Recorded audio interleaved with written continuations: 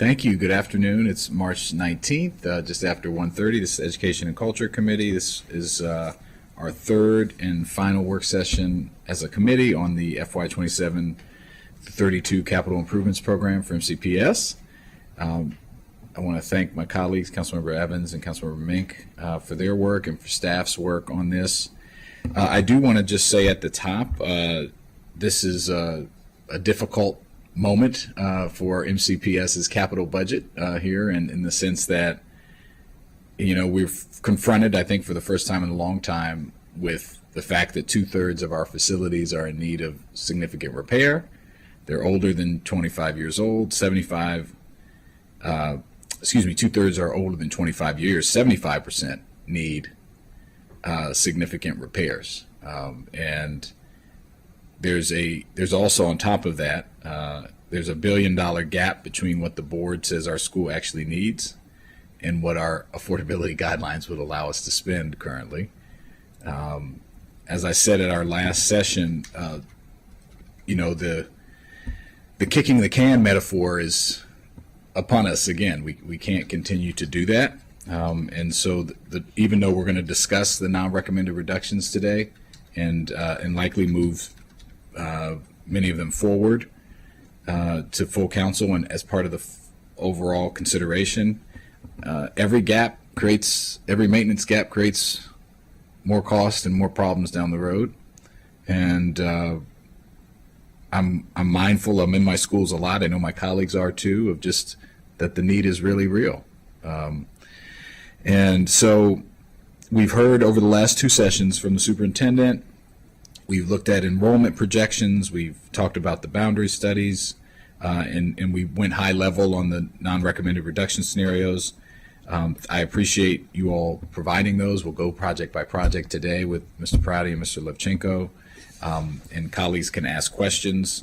I think the public, it's important that we go through this and allow people to talk about the changes and what's happening, so people know not only what the need is, but what is being proposed and what we're going to have to recommend based on affordability. So with that, unless my colleagues have anything they'd like to say, I'll turn it over to, I think, Mr. Levchenko first. Mr. Levchenko. Sure. Thanks for that introduction. And just a little bit on the schedule.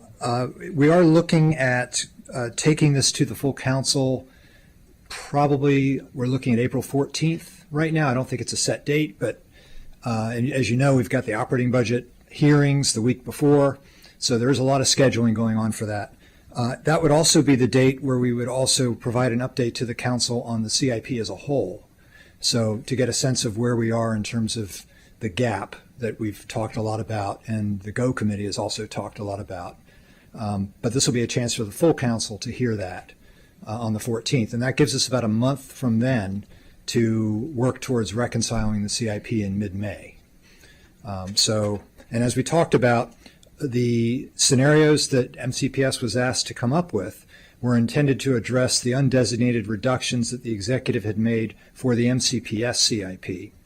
And they certainly, as we talked about at the last meeting, they did that. Staff felt that they were responsive to the requests that you had asked them.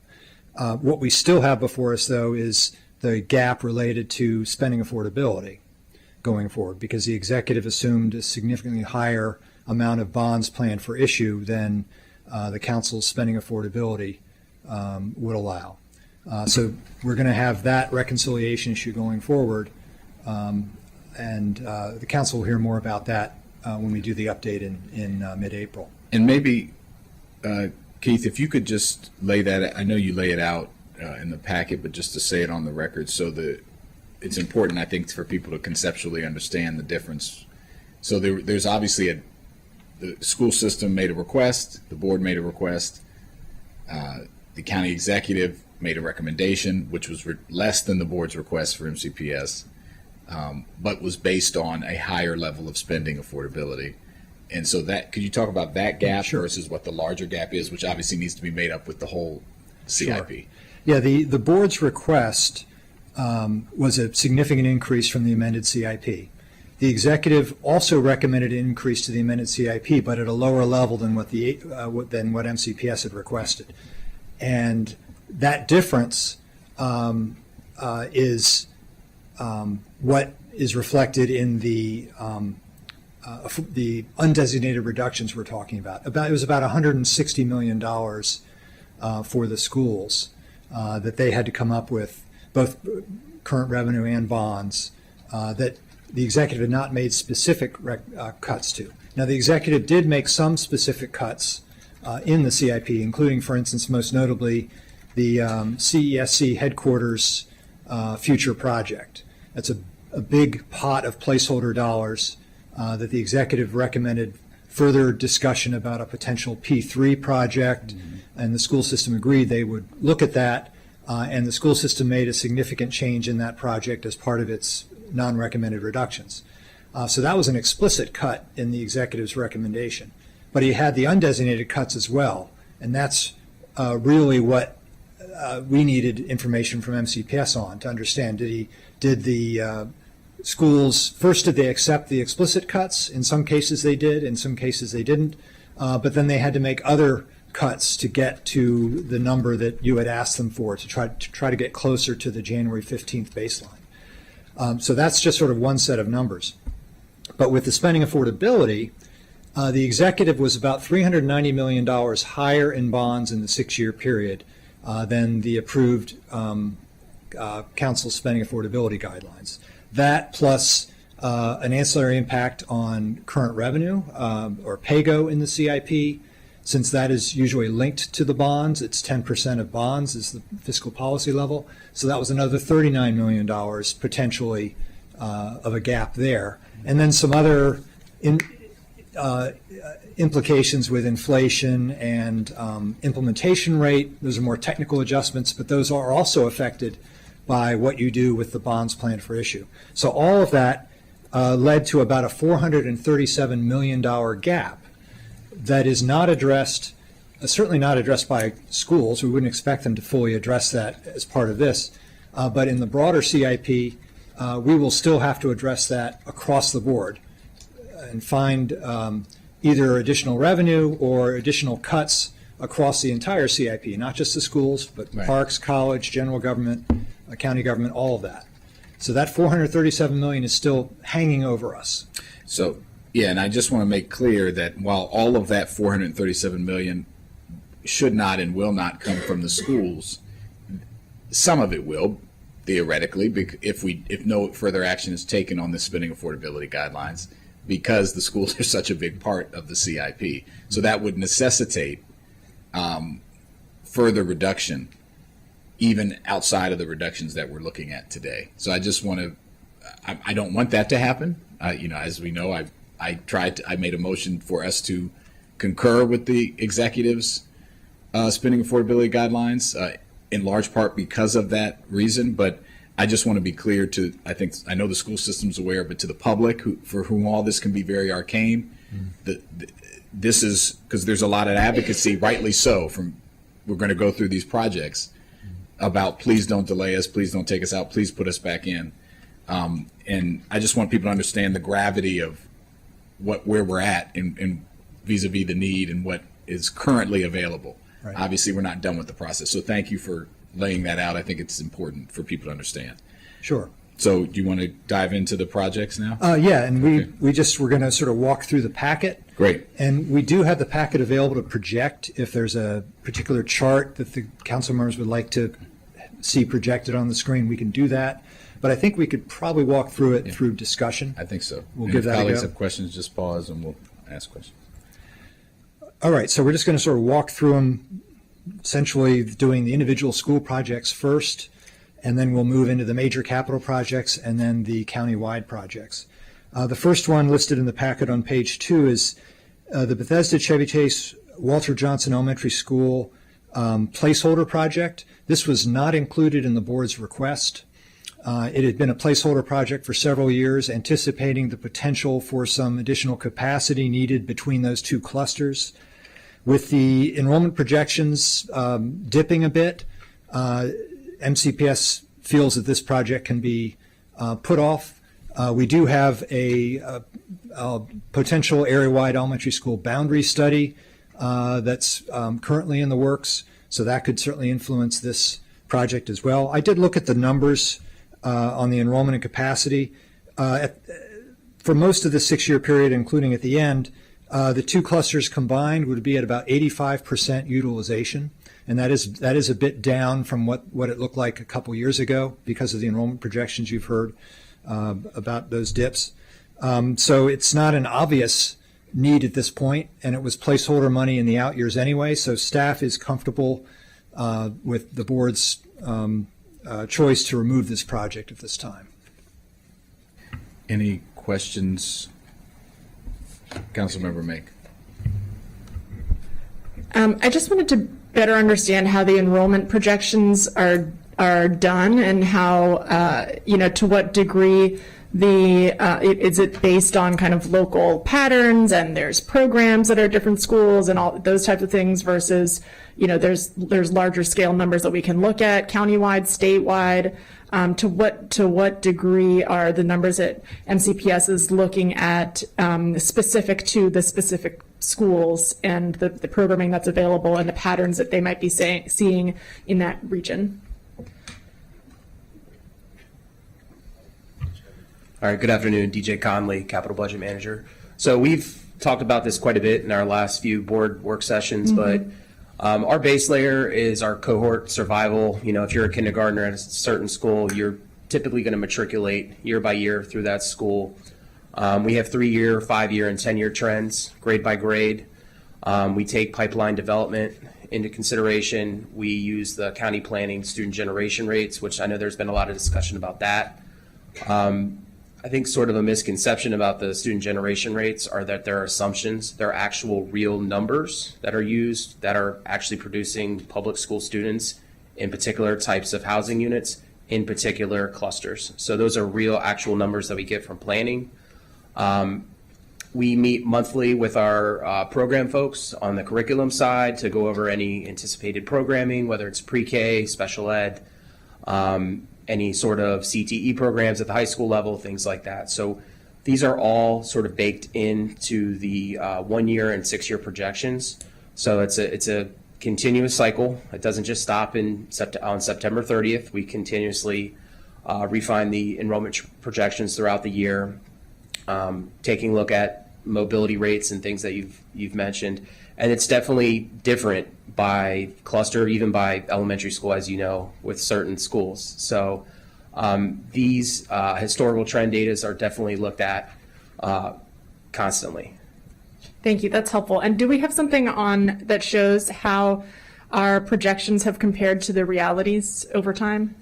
Yes, we have shown that at a few different board meetings. They're all kind of blending together, but I believe it was the last one, last Thursday, and even the second work session in the spring CIP. We have, in the past 5 or 6 years, we've been over projecting. So the numbers have been coming lower than we projected. So I know people are getting sort of used to now seeing a dip in enrollment, but we have been over projecting, thinking that we would rebound after COVID. And we are not the only LEA, to be clear, to do that. So. Right. And if I may, I just wanted to add to what Mr. Connolly already said, and this is what we have been talking about in our presentations, is one of the other things that is impacting our enrollment is the overall birth rate. That has been, steady. There's been a steady decline on that, and I think that trend started nationally somewhere around 2008, but we're seeing the effects here locally. That is, again, obviously we have to get those students into the kindergarten, and then obviously the cohort survival will track them through the grades. But if the students are coming in, the overall enrollment is going to go down. Thank you. Thank you. And for those watching at home, LEA is Local Education Agency. No, that's all right. So I think without objection, I think the way we'll do them, Keith, is just go one by one, right? So without objection, we'll concur with the board's removal of the Bethesda Chevy Chase Walter Johnson Elementary project. Right, and where we do have projects impacted by the non-recommended reductions, we'll make that clear, what the agency request is, what their non-recommended reduction was, what the executive recommendation was, et cetera. So we'll see all that. Great. The next project is the Burtonsville Elementary School Replacement Project. This is a project already under construction, scheduled for an opening date of August of this year. So as you could expect, not much changing in this project at this point. The proposal is identical to the amended CIP in terms of the total project cost. I did note in the packet the enrollment projections, which once again are showing there could be some extra space available perhaps. Once again, the elementary school boundary change we talked about can take a look at that. But given this project's already nearly complete, this is not something we would bring up to reconsider at this point. Absolutely. I know the district council members are excited. We're all excited about this, and I was at the groundbreaking. I think many of us were. So concur to approve as requested by the board.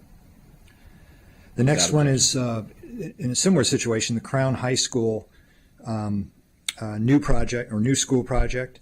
It has an opening date of August 2027, so a year from this August, and is fully appropriated at this point. So the school system is recommending that this project continue as it is, as approved. Once again, the enrollment projections are down a good bit. I looked across all of the clusters that would be potentially impacted or were initially looked at for this school, and they're all quite a bit lower. So we basically are building new school capacity that would be available. And as we've talked about, the boundary study discussion led to a superintendent recommendation to relocate the current Wooten High School to the Crown High School and transition the current Wooten High School facility to a holding facility. That's a decision the board is expected to conclude at its March 26th meeting coming up. But from a capital standpoint, we have the high school project finishing up. Regardless of the boundary decisions and everything else, we have this project working its way through the CIP. We don't see any change to that project happening, regardless of the programming issue, which is still very much out there. I appreciate you clarifying that. The building needs to be built, and someone will be in it, and the board will decide that next week. So without objection. The next project is the Joanne Lelik at Broad Acres Elementary School Replacement Project. It's also under construction. It's recommended, or the opening date is August 2026, so if you recall, it's sort of on the Burtonsville schedule. It's opening up very soon. Once again, in this case, there's not necessarily a lot of extra space available in the schools surrounding this, so I don't know how much impact there would be from the elementary school boundary study. But once again, given that it's under construction, staff doesn't have any issues with this project as included in the requested CIP. Any questions on that one? Seeing none, without objection, Broad Acres approve as requested by the board. The next one is the Northwood High School Addition Facility Upgrade Project. This has an opening date of August 2027. The Northwood students are currently in the Woodward facility, which is another project we'll talk about.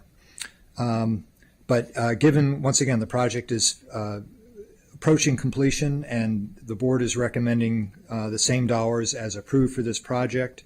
Of course, we have the boundary study underway that will determine which students will go to the new Woodward facility and which schools they will relieve.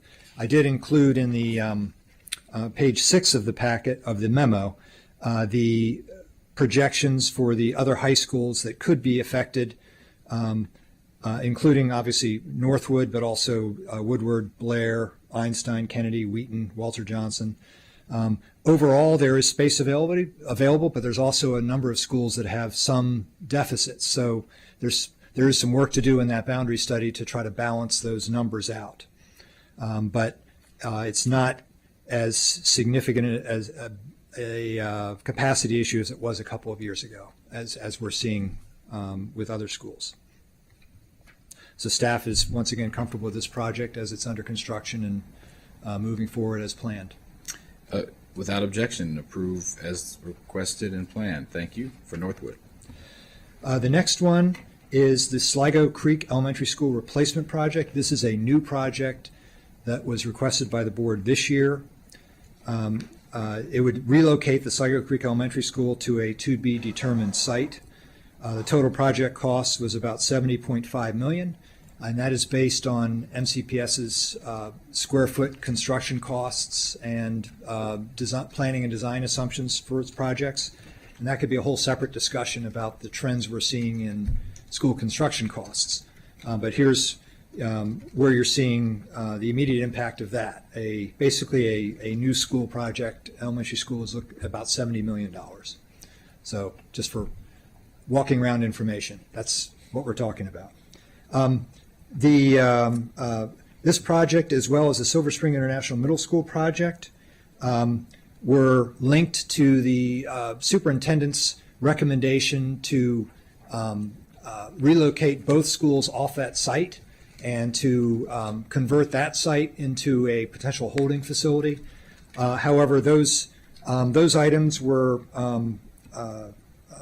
discussed in more detail by the board and deferred pending further discussion of the elementary school boundary study we've been talking about. And then consequent to that, the county executive's recommended CIP assumes to keep both the Sligo Creek Elementary School on its site and the Silver Spring International Middle School on that site as well. So the executive removed the elements of those projects out of his recommended CIP. With the non-recommended reductions that MCPS provided, they also, in scenario A, which is the primary one we'll be talking about today, they also recommend keeping both schools on site for now. So it's still an issue to be determined later, but as of this current budget process, if we assume scenario A, then those schools, the capital work associated with moving the students off those sites would be removed from the requested CIP. Yep, and just to be clear, I think, many of us chimed in about this. There's a lot of advocacy from the community, and in both scenario A, as you said, and the county executive keep both schools on site, and so the replacement is not funded, and that's a recommended reduction. Right. Just restating what you just said. And any comments on that? Obviously, we're going to have there's more work to be done on both of these, but at this point, I think that's the right approach and agree with that. And so we would concur without objection on this reduction. And just to note, a linked issue is the Eastern Middle School major capital project.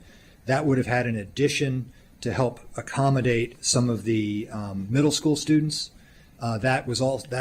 Those dollars for the addition were also removed by the executive and are also not assumed in scenario A. And that's really part of the next set of projects we're talking about, but intricately linked to the Sligo Creek project, given the location on the old Blair High School site.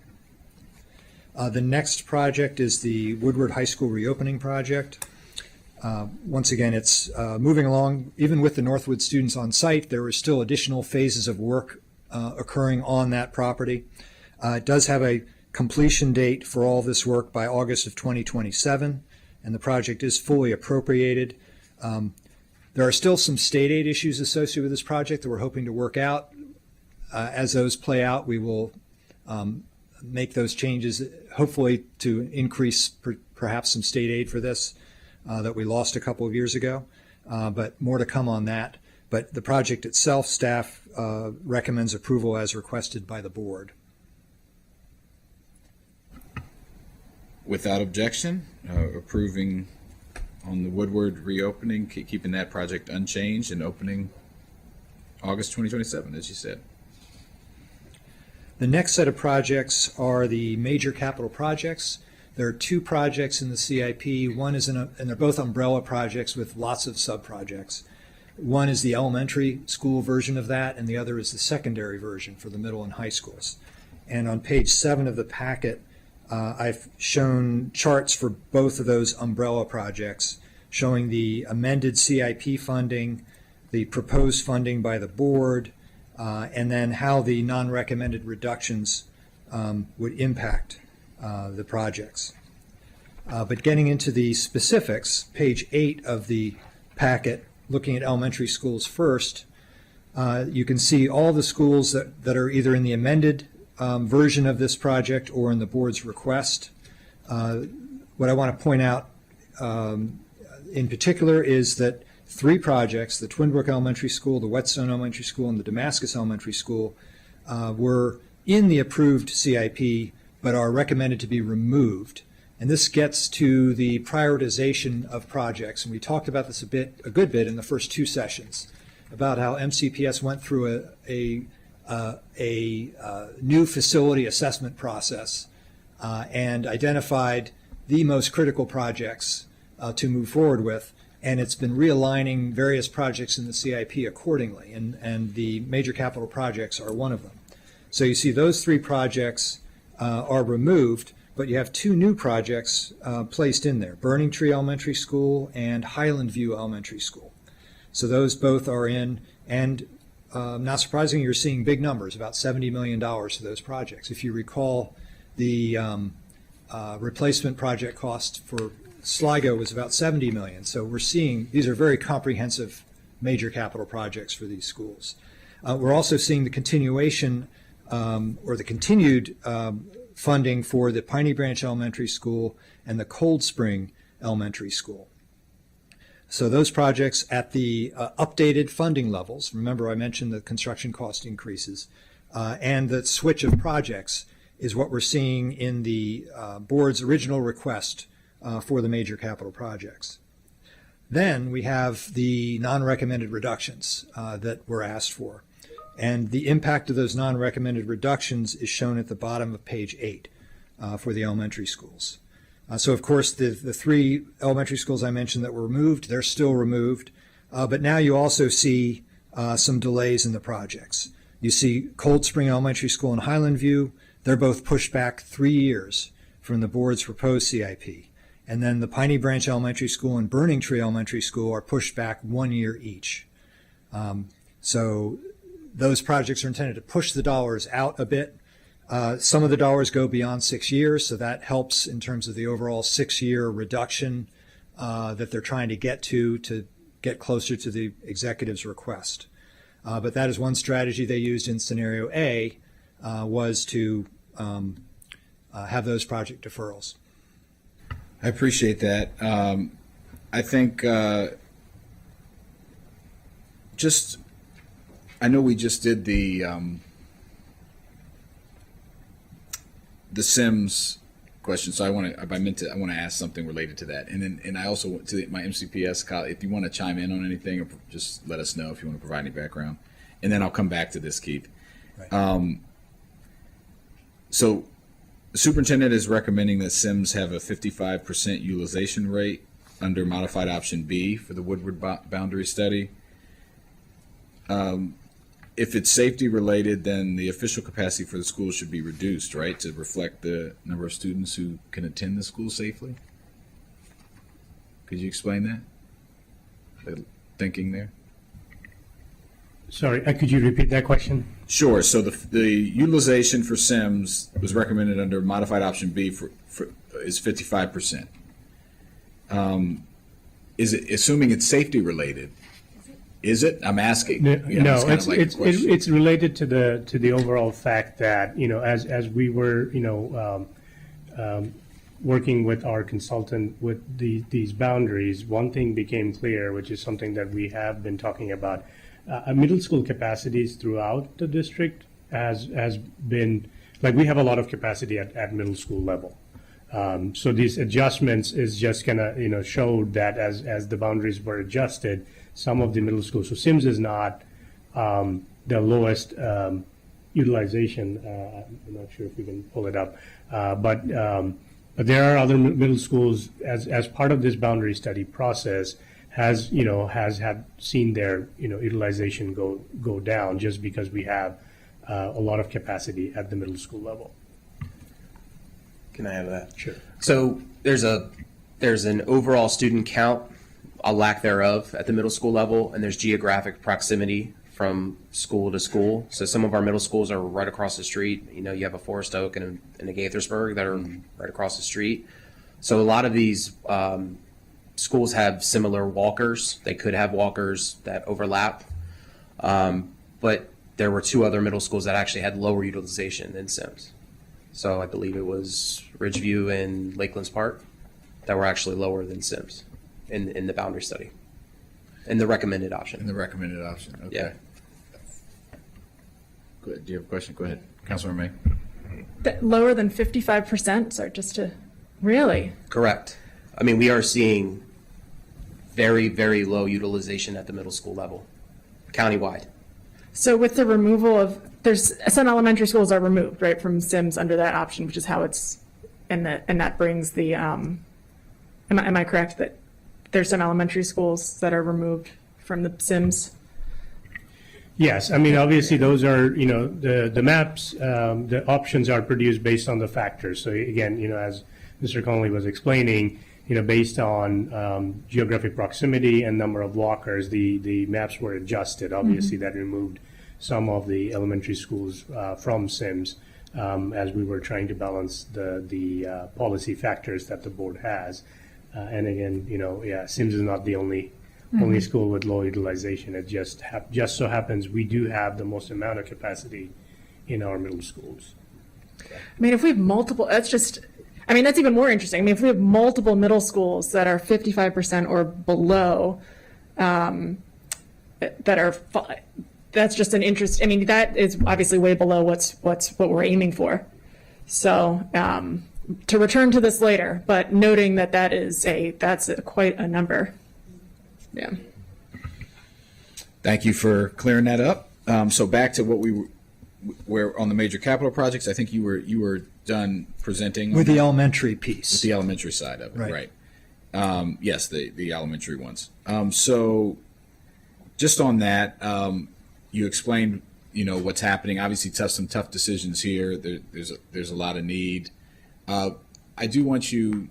You know, I was recently at Cold Spring Elementary and saw the needs there. Could you just talk about, again, I know these are non-recommended, but what it would mean in the rationale behind the 3-year extension for both them and Highland View, as a, you know, just what went into that thought process there? Sure. So we outlined our CIP, our new CIP framework that we came up with priority order. We had to make some difficult decisions, non-recommended reductions.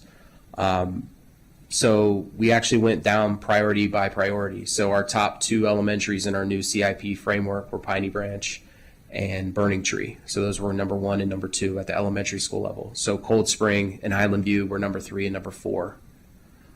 We understand Cold Spring is the only open floor plan school that we have left in MCPS. We understand, but we were going down by priority order. And what role did the fact that you just brought up, what role, if any, did that play in the, because it's a unique thing, right? So it's not Yeah. like you have a weight for that because there's no, or maybe Well, you do. it's not specific to open floor, but we Safety have or- we have an educational adequacy piece where it takes indoor air quality, windowless classrooms, size of classrooms. So there's a bunch of different factors that go into that educational adequacy that they scored favorably or unfavorably, however you want to say Yeah. it. But that was taken into account, not open versus non-open. Sure, yeah. Is safety, because that's one of the main concerns from the folks there. Was that factored in any way? Like There was no specific line item for Okay. safety. But All right, so that was not factored in. And I get it because there's no specific line item for it. We might be something. I think this is a unique situation, this school in particular. Mr. Levchenko, so the way you put Cold Spring in, you moved it, you starting it in 31. Is that correct? Under the non-recommended reduction, Cold Spring and Highland View are both pushed back 3 years. So the expenditure schedules basically remain as they are, just start 3 years later. Right. And I'm looking here, I think I see no expenditures in 27, 28, 29, 30. Right. They start in 31, yeah, it would be an estimated completion date of August of 34. 34. And that project is 59. million. So if you if you slid everything down, like say if you did it 2 years, that would what would that do to 32?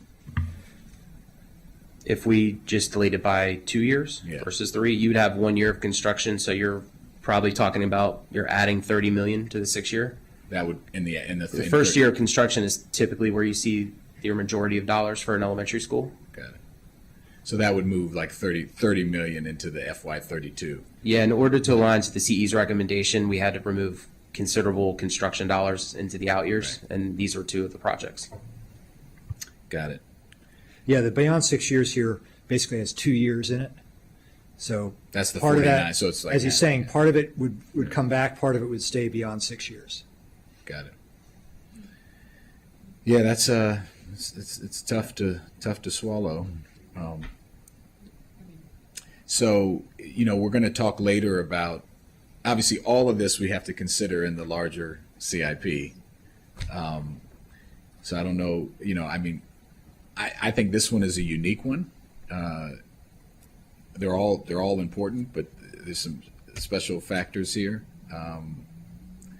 So if we, Keith, if we were to adjust this school, for example, we'd have to either find it later on in what we're going through here, and there are some opportunities potentially to find some savings, or it'd have to be just figured out at the end. Right. Well, at a minimum, at the end of this process, we'll be prioritizing and having to reconcile every year of the CIP Right. by revenue source. But it is helpful to hear from the committee what their priorities are. We want the reconciliation to reflect the committee and Right. ultimately the council's priorities. So if Cold Spring is something that you would like to see if it can be accommodated in the CIP, my suggestion would be that we reflect it the way you would like it now.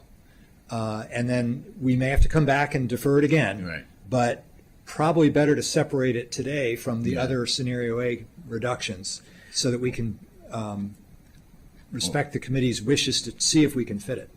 Well, I see what my colleagues have to say. I'd like to move it to just a 1 year, a 2 year reduction or delay. 2 year?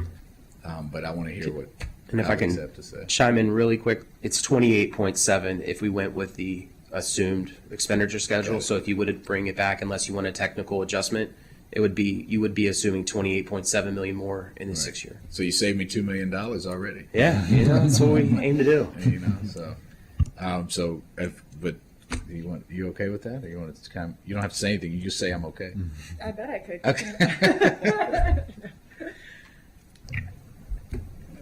Okay, go ahead. Councilor May. I'm okay with that, but that's not the only. That's also not the only priority because it's health and safety, and I would put this in that category. It's a different type of health and safety issue, but I would also put it in that category. But we have HVACs that are not being addressed in this budget. Also, we have kids going to school who can't, and staff who cannot breathe healthy air and are getting physical, results as a result of it.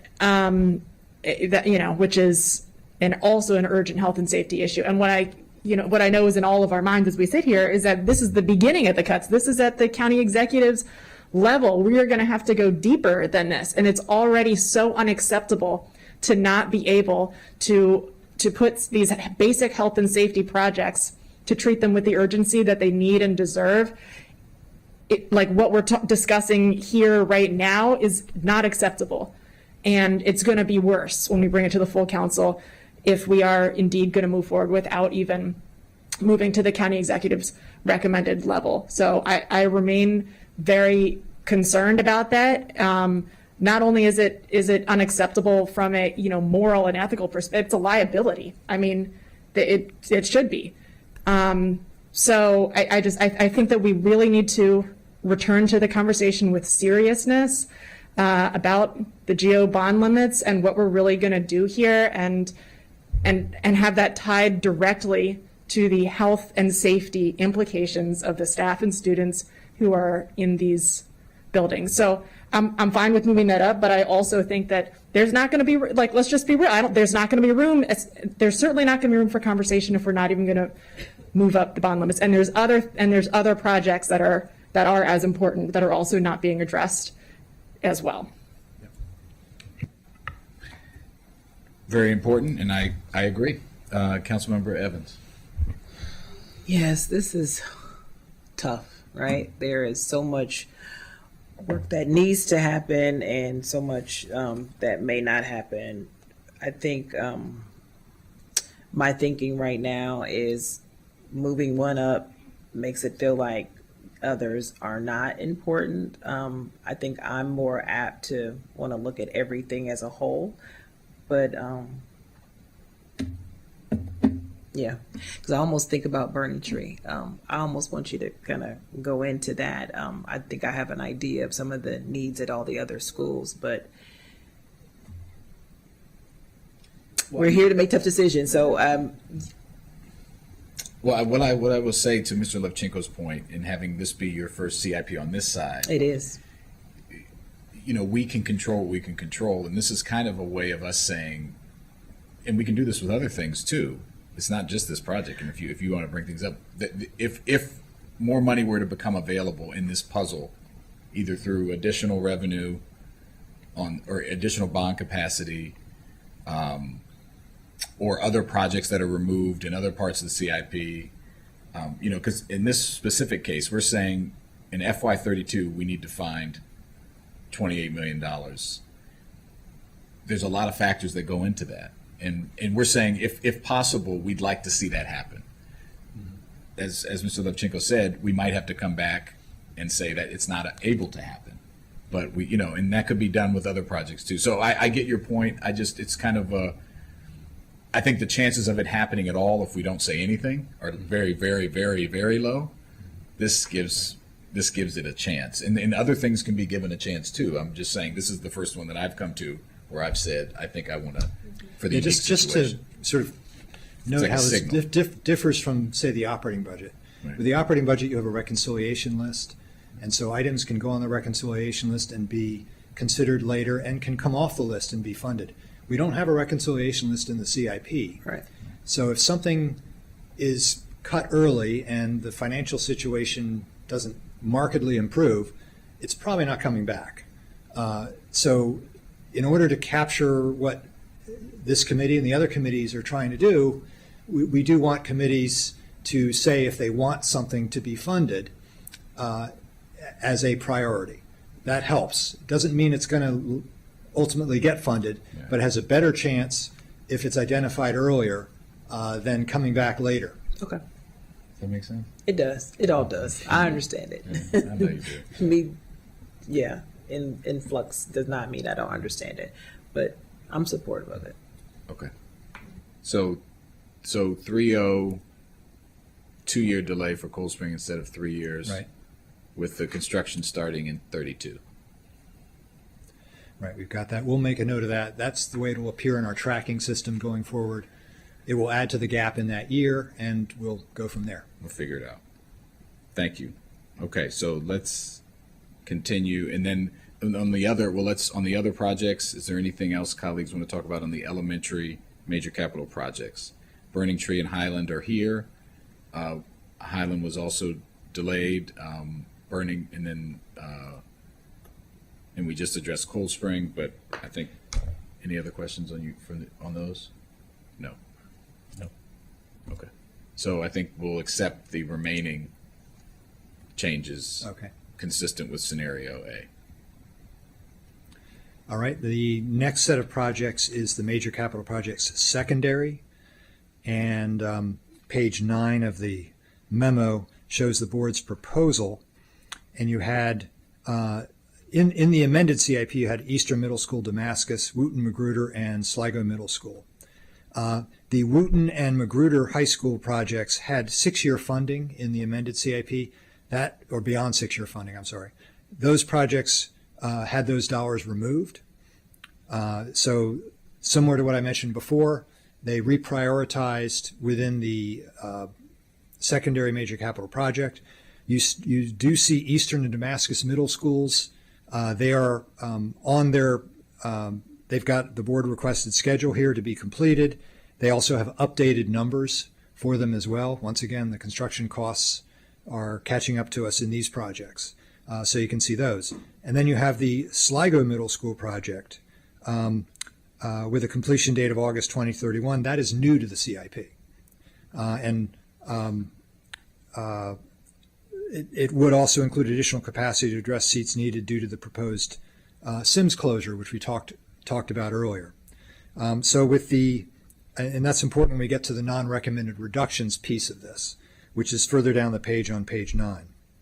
So the Sligo Middle School, because it's caught up in the International Middle School issue and Sligo Creek, that project is removed because we're not assuming at this time what is going to be happening to those students moving off their current campuses. So that project is removed. The Wooten and Magruder schools are unchanged. Eastern and Damascus, as noted in the non-recommended package that came over from the superintendent, those are very high priorities of the school system to try to maintain. So those are reflected in here. There are some technical adjustments, but nothing changing the requested schedules for those projects. And so those are kept on their schedules even as part of scenario A. Yeah, and I just want to lift up, I grew up right I've been in Eastern so many times. It's been needing rehabilitation for such a long time. Damascus obviously has serious issues. I was there recently too. I'm glad, I appreciate the school system and the school board keeping them on track. Obviously, the Sligo makes sense in the context of the previous actions around Sims. And obviously, Wooten and Magruder remain unchanged in this scenario. Any comments on these? Okay, so without objection, we will concur with the non-recommended reductions here. And I did want to note that within the packet, I did include a memo that the committee received from council members Balcom and Lutke expressing support for the Damascus High School major capital project. With the non-recommended reductions not including it at this time, that project, as we mentioned, is still on schedule. Once again, with the broader CIP issues going forward, that may have to be revisited. Right. When you talk about a $400 million gap, there's only a number of places you can go. Another reason why we don't want to do that. But okay, so let's. I think we move on to the systemics. Yeah, I'll turn this over to Mr. Prouty. Okay, Mr. Prouty. Yep, thank you. So for the systemic project, starting on page 10 in your packet, just a quick overview here. The two non-recommended reduction scenarios, scenario A maintains funding for most of the systemic infrastructure projects in order to maintain and to address the backlog of projects. Scenario B, however, does remove funding in FY29 for most of these projects. Some of them, there is funding left in FY29 for personnel, so as not to affect folks' employment.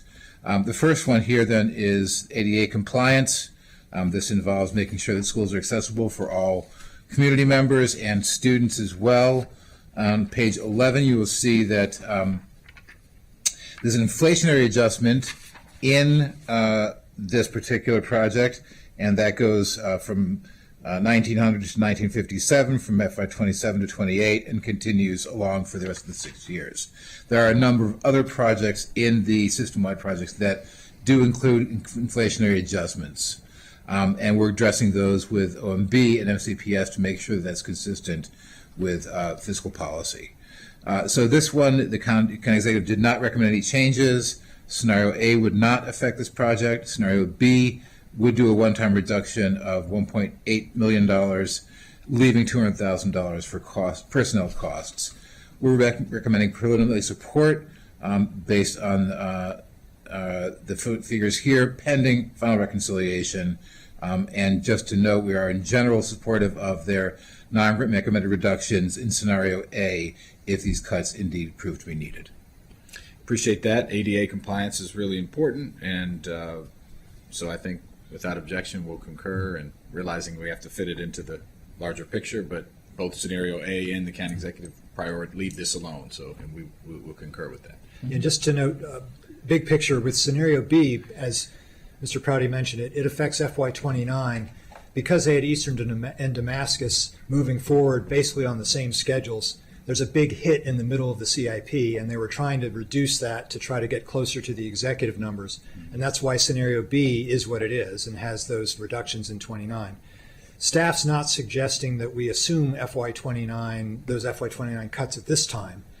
We may have to come back to those, Right. but we don't know yet. There's too many moving parts to know whether FY29 will be a problem year or not. There could be a lot of other things that happen. So for purposes of tracking right now, we're recommending assuming scenario A, but not scenario B. Yeah, and yes, we've kind of been doing that as we've gone along. We didn't say it that explicitly, but if I agree with that generally with there's a few exceptions we'll talk about here later on, but I think colleagues, are you generally in agreement with that? Okay, so thank you for that. So let's move on to the alternative education. Yep, it's alternative education program here again on page 11. There are currently two alternative education program sites, one at the Blair Ewing Center on Avery Road and also another one on the North Lake Center, which is typically used as a holding school. That occurred last year, that move. The board is requesting an appropriation in this project to fund the planning of a permanent location at the Spring Mill Center. The building on Avery is outdated and need to be addressed in a future CIP request. The county executive did not recommend any changes. Scenarios A and B would not affect this project. We are recommending preliminary support. Without objection, we'll concur.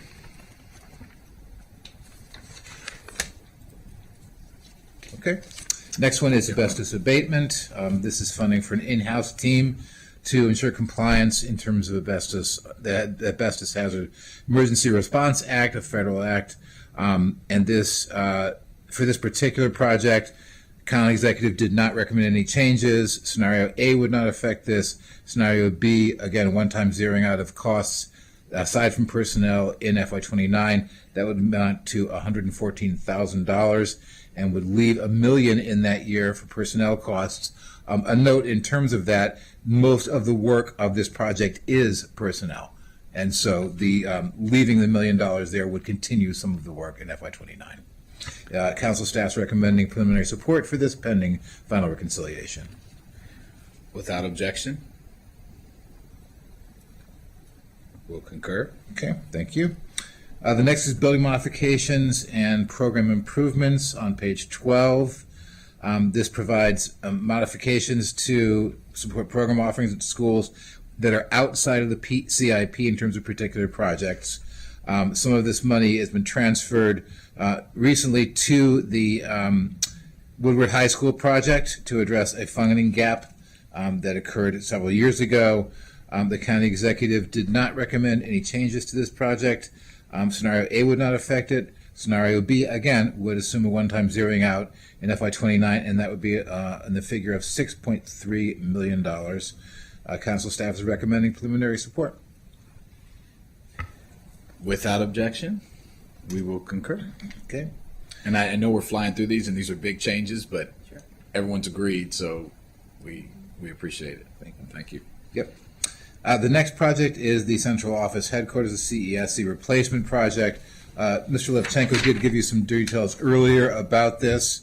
The county executive is recommending removing funding and suggesting MCPS, which MCPS has concurred with, investigate, have a potential public-private partnership, a P3 project here. Scenario A assumes that this will be pursued and it would reduce out your expenditures to $10 million in FY 30, 31, and 32, and then put $270 million to this project beyond the 6-year scope of this particular CIP. We concur in recommend preliminary approval of this recommended reduction. Without objection, we'll concur as well. Thank you. That's a big one. Thank you for being partners. And I know there's a lot of ideas about what could happen with the central office headquarters. But I think at this point, this makes a ton of sense. But thank you. The next project is design and construction management. This implements multi-year capital improvements programs. There's support here for administration, design, and engineering services, and in Department of Facilities Management and Construction. The county executive did not recommend any changes here. Scenarios A and B would not affect this project, given the number of projects that are needed in terms of renovation or replacement. The council staff recommends preliminary support for this pending final resolution and reconciliation. Without objection. Okay, thank you. For early childhood centers, this is to boost the number of seats available for pre-kindergarten in Montgomery County. There's a number of different areas in which this might occur. One of the most notable ones is that the current Burtonsville Elementary School, when the new building opens, is thought of to be a potential site for pre-kindergartners in that particular part of the county. There's also possibility of an up-county early childhood center at Memory Grove to be maintained and then also to be fixed up. And the county executive did not recommend any changes to that project, to this project, I should say. Scenario A would remove all expenditures from the proposed CIP, which is $41.5 million over the 6-year period. Given that there is need in this area, but we understand MCPS's reasoning here, council staff recommends preliminary approval pending reconciliation. Okay, thank you. Without objection, we'll concur as well, Okay, thank you. even though it's not what we would like to concur to. Understood, not ideal at all. Yeah. I mean, we want to be moving in the other direction. Councilmember Evans? I want to be on record with that exact thought, that this is not what I would want to do, particularly for our earliest learners, but we understand the fiscal time that we're in. Mr. Conley, did you want to say something? No, this got brought up last week at our board meeting.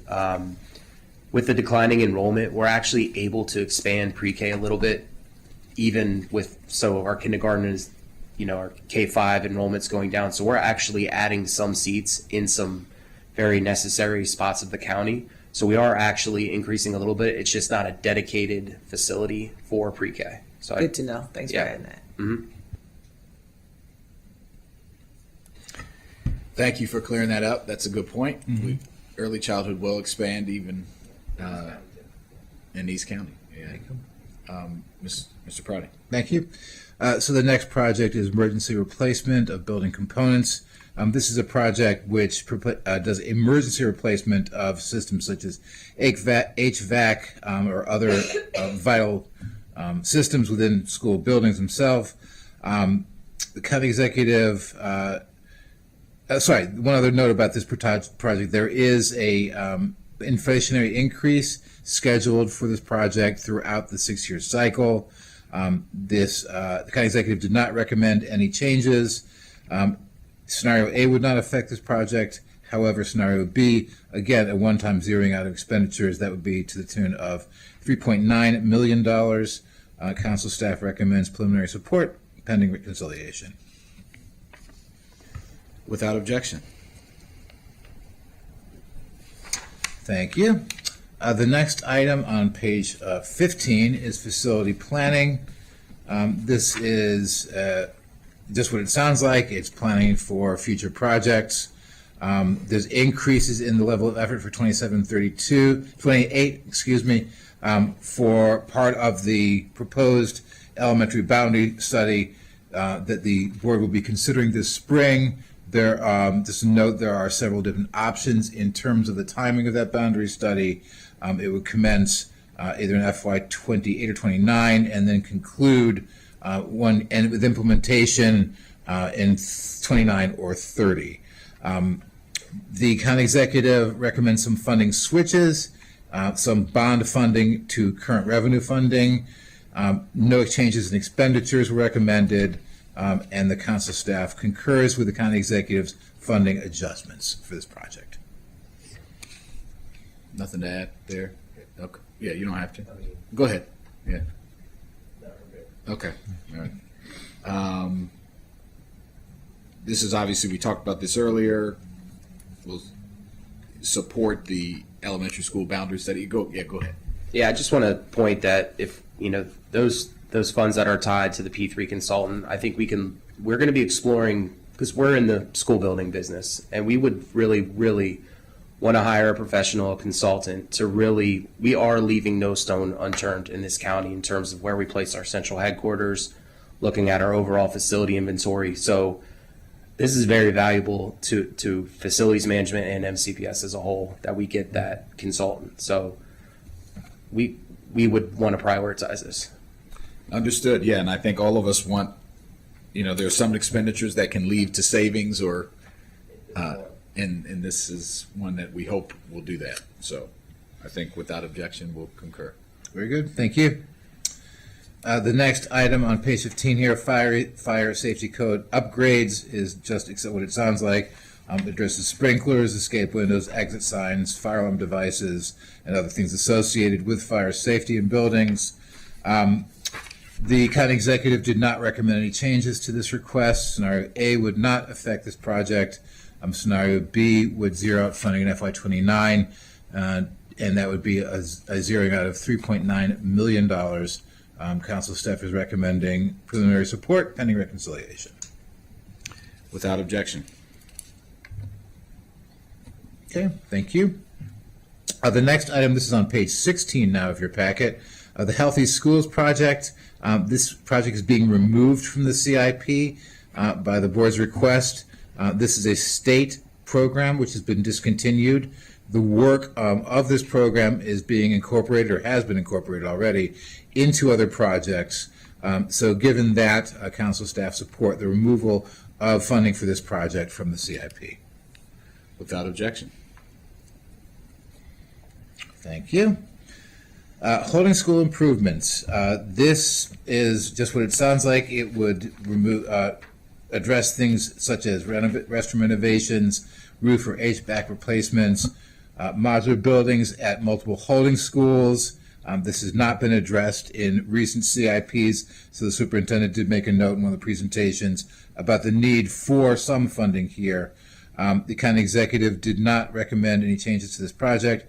Scenario A would remove all funding from this project for fiscal reasons. Obviously not an ideal situation, but understandable given the restrictions in terms of our current fiscal circumstances. Council staff recommends preliminary approval of this non-recommended reduction. As you said, not ideal, but under the circumstances, we will concur also without objection. Thank you. Next project at the top of page 17 in your packet is HVAC. We've already had discussion today about the need for HVAC improvements in a number of buildings in the county. The committee also has talked about this in previous sessions as well. The executive did not recommend any changes to this project, and scenarios A and B specifically do not affect this project because of the need for increased work in this. You will note decrease from FY7 to 28, and then increases following that. So we are recommending preliminary support pending reconciliation. And just a question, question on this. Obviously, huge issue, comes up all the time, almost daily. Where do we reach the point of, if you could talk about how much money would actually, you can't do them all at the same time, right? So how far is this recommendation, I know it's still far, from the point of moving to where we actually, putting us on a path to where we need to be, if that makes sense? Yes, so there's a huge extensive backlog, and the way we did this was a little different than our typical level of effort projects. We added one project and included inflation, but it's going to take a while. I don't have a year, but because depending on if we do a major capital project, that assumes an entire HVAC replacement in itself. So there are other factors that have to be taken into consideration, but quite frankly, we could ask for $100 million a year, and we would still be playing catch up. Right. That's where we're at. And the utilization, so, if if some miracle there were more money in the capital budget, and you could increase these numbers, you'd be able to use it within the years to do. It wouldn't be a matter of you wouldn't be able to move people out, or you would be able to utilize it. Correct? So yes, that is correct. We are able to, if the funding increase, we can do the projects. Now, to answer your question, it would be beneficial to have holding schools like we could do for elementary schools, where it's faster, Right. and we can do it in one shot. But we have been doing our secondary schools because due to their lack of being a holding school for our secondary students. But we are able to do them, over multiple summers. But yeah, once the budget does show up, well, we start the design, and so the budgets that get approved won't start construction for another year or two because of the design process. But yes, we can, if the funding was available, we could definitely implement. And one of the things we discussed with Dr. Taylor last time, which he agreed, and I think there was general agreement with everyone, was having, especially once we get through this CIP, having a longer term view of the, going past the 6 year, but, even out to even 20 years, to show like how, and obviously things will change, but how we could potentially address our backlog of issues, including HVAC. And I think I think it's important to kind of set out the goal and show people what could be possible. So I just want to use this as an example. Did you have something? Councilmember Mick. I know that we've gone over these numbers before, but if you could just share again what we're looking at in terms of the numbers of the schools that need HVAC attention and versus what we're able to do with the budget in front of us.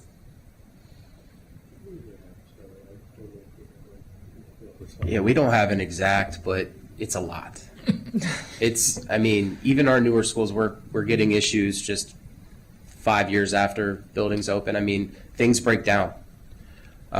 So it's a significant amount of our portfolio. We have 211 comprehensive schools at the moment, 238 facilities. I don't want to say all of them, but there are a significant amount. Maybe I should have asked how many don't. Yeah, you would have been better off. So I think Dr. Taylor has been just sharing the simple math. Like if you take, 15 years is a good timeline for an HVAC replacement. We can push it to 20, even if you say it's 20 years, and take that 211 and divide it by 20. We're looking at 10 schools every year, and we're nowhere near that number. So We have some that are 20, 26 years old with their, they're still working, but we know that they could go at any time, which is part of the reason why we increased the emergency replacement of building components. I think we probably should have highlighted that, but we did bump that up by, I think, 2 times of what we normally do, because if a fire panel goes down in the middle of a year, that's $750,000, just so everybody's aware. So we can't wait until the next year to use that fire safety upgrades PDF.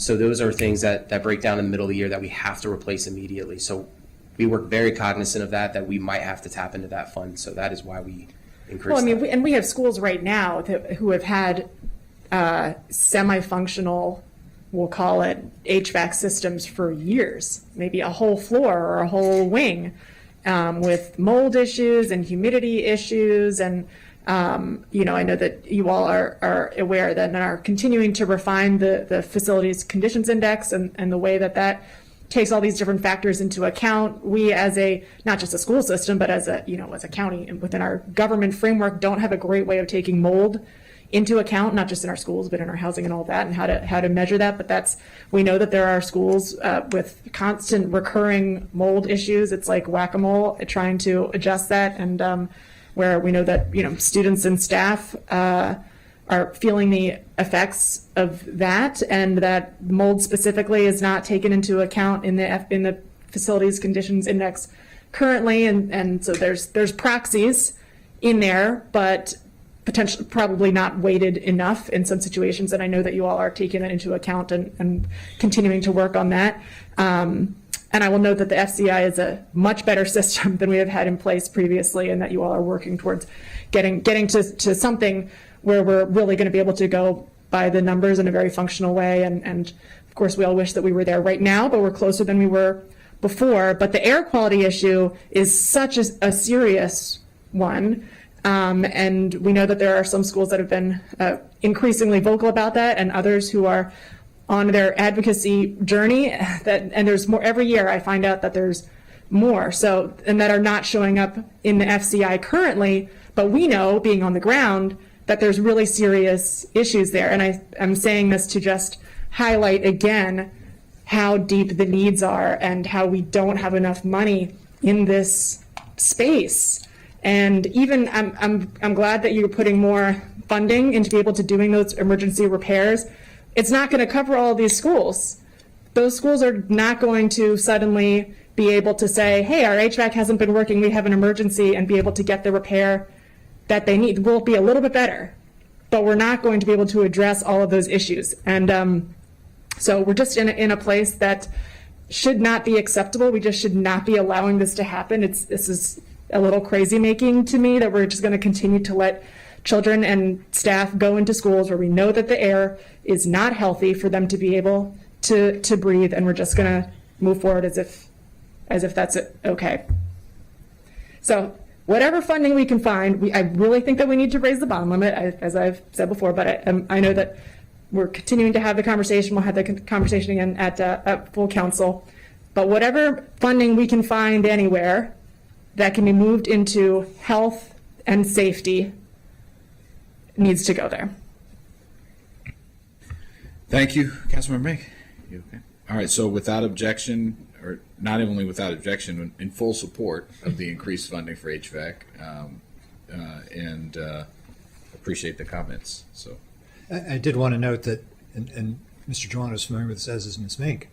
Over the past several years, the committee has been supportive of this and the roof projects and the other systemic projects to try to increase them and not cut them.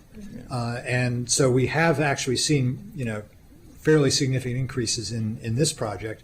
And this year, if you look at the chart on the top of page 17, this would be a very significant six-year to six-year increase from the amended. So I think we're going in the right direction. We just have a long way to go. yeah, and that's a really good point, Keith. Mr. Levchenko, I appreciate you bringing that up. The unfortunate part, too, is that we were spending the money and not counting it at one point. Like something would break down, the money wasn't in here, there would be an emergency, you'd had to spend it. So a few years ago, we said, let's actually count that money in the budget and be honest on the accounting. But you're right, this has gone up, and to your point, 214 million in the 6-year in the previous one, and then this would be a 397 million. So it's a big increase, but there's, like you said, there's big need, and so thank you for pointing that out. Right, and the other thing to keep in mind, we have challenges at the state with state aid with a lot of projects, but with our HVAC and roof projects, we do tend to get very close to 50% with them. So it is a place where the state aid is helping more so than in other projects. Another important point. Okay, so safe access to schools. So the Safe Access to Schools project addresses vehicular pedestrian safety at various schools. This project is recommended for a decrease in the level of effort over the 6 years. You can see that in the chart on page 17. There is about a $3 million decrease proposed for each fiscal year from FY27 to FY30. The county executive did not recommend any changes to this project. Scenario A would not affect it. Scenario B, as with others, would assume a one-time zeroing out of $530,000 in FY29. Council staff does recommend preliminary support. Without objection, thank you. We concur. Materials management and building relocation. This is on page 18 in your packet. This is a new project to move the warehouse, which currently on Stone Street, to a new location. The new location, I believe it has been leased already. So this is a project that would build out the interior of the new materials management warehouse. The county executive did not recommend any changes. Scenarios A and B also would not affect this project.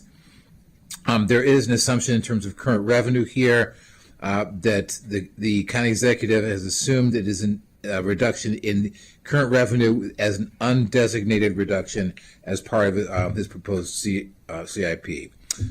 Council staff is recommending preliminary support pending reconciliation. We obviously will have to think about this in the context of the current revenue circumstances.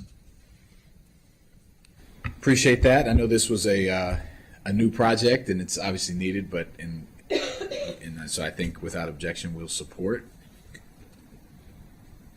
The next is the outdoor play space in athletic infrastructure project. This deals with a number of different areas in terms of outdoor improvements at both elementary, middle, and high schools. The Magruder, Springbrook, and Watkins Mill high schools are scheduled for new fields in this project during the 6-year CIP. The county executive did make a recommendation of a reduction and is recommending that this be applied to not installing artificial turf fields in the CIP. The reduction that the county executive recommended was $34.1 million across the 6 years of the project. Scenario A, as recommended, would not affect this project. Scenario B, as with others again, would zero out funding in FY29, and that would be a $10 million reduction. Council staff is recommending preliminary support pending final reconciliation, and note that the ultimate decisions in terms of fields is MCPS's. The county executive has, however, made his recommendation clear in terms of artificial turf as opposed to natural grass fields. Just on that last point, so obviously, just let's get the authority clear here. So, county executive made a recommendation that differs from the school board on the fields. Turf, including the board included 72.9 for that includes artificial turf fields. The county executive recommended reducing that by 34.1 and removing the artificial turf, and assuming that all new replacement fields will be natural gas. Not natural gas, we don't want that. Natural grass. I don't think anyone wants that on the field. So talk about, depending on what the decision point here, related to the last point you made, obviously in the operating budget, we set the top line number. The school system can go back and change, and often does, moves things around in the pot. CIP is a little different, but maybe this is even a little different as well. I want to make sure I'm clear on if we were to concur with the county executive, for example, and say we're removing this amount, the expectation is that it wouldn't be used for artificial turf. What does that mean in the context of the CIP and what the school system would then go back to do with the money they have in this pot? Well, is that clear, Keith? Yes. I mean, the issue has sort of come up periodically over the last decade or so as MCPS began to install artificial turf fields at its stadium fields. Those were generally funded when there was a major project at that site, typically a major renovation project at a school site. And they typically, the turf projects, generally speaking, do have a higher upfront cost. So there is a capital cost associated with that.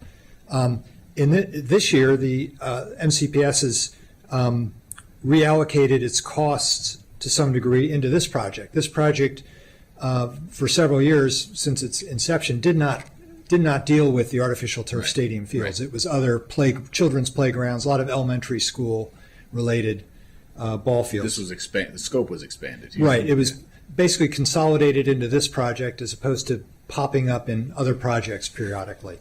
And the council has spoken a couple times on the turf issue. It did pass a resolution, I want to say back in around 2015 or 16, where it it supported organic infill for turf fields. The council has never specifically said that it would not support artificial turf fields. And so they have moved forward mainly on the school system side. The parks did build one artificial turf field at Blair High School. That's actually a park field shared with the school. I'm not aware of any other parks fields that have moved forward since then, but we've had a number of school fields over time that have. So I think if the council wants to revisit the turf issue, I think that's a sort of a policy issue unto itself. I don't know if you want to make that decision incrementally in a budget process per se. I think that's a policy issue the council could take up.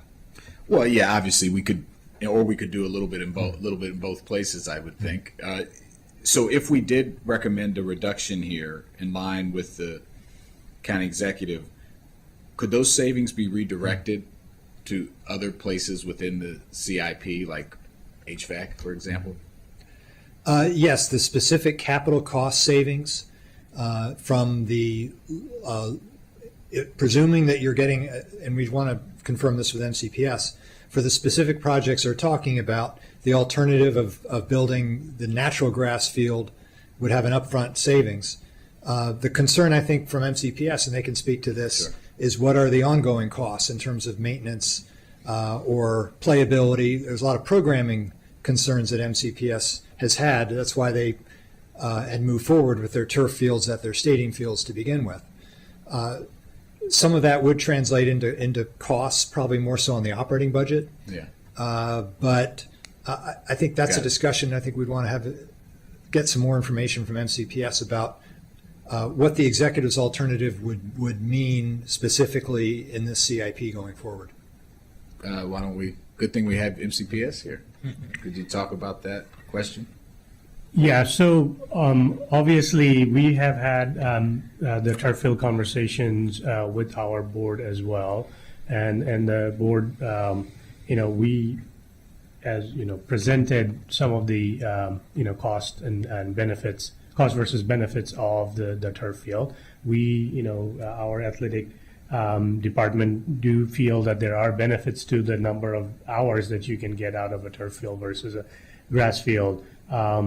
So obviously at this point, it would depend on, what the funding decision is, and based on the appropriations, we would have to then go back to our board and look at the individual projects and have the board make that decision at that point, based on available funding, what would be the ultimate decision for individual schools. Obviously, as Mr. Lovachenko mentioned, that turf fields do cost a lot more. However, the number of hours that we can get, typically, how many? Yeah, so we did an analysis, estimated usage over 10 years, because it's not just for athletics, it's also for PE, which is a high school requirement. And over a 10-year span, there was an estimate of roughly 69,000 hours that you could do on a natural grass field, a stadium field, versus 458,000 for a synthetic turf field. We even broke it down by so total use, how much it would cost to maintain, installation cost, even cost per hour over 10 years. So we've done that. And I think one thing that gets lost on this new PDF is there's other functions in this PDF. It's not just the turf fund. It's outdoor play space and athletic infrastructure. Mm-hmm. So if you've gone to any of our high schools, you know that bleachers fail. You've gone to some of our gymnasiums, the lights need to be replaced. The bleachers need to be replaced. So this is sort of an all-encompassing, not just for turf, but we typically take about $1 million or a little over $1 million out of PLAR currently to fix outdoor, so our tennis courts, our tracks, our lighting.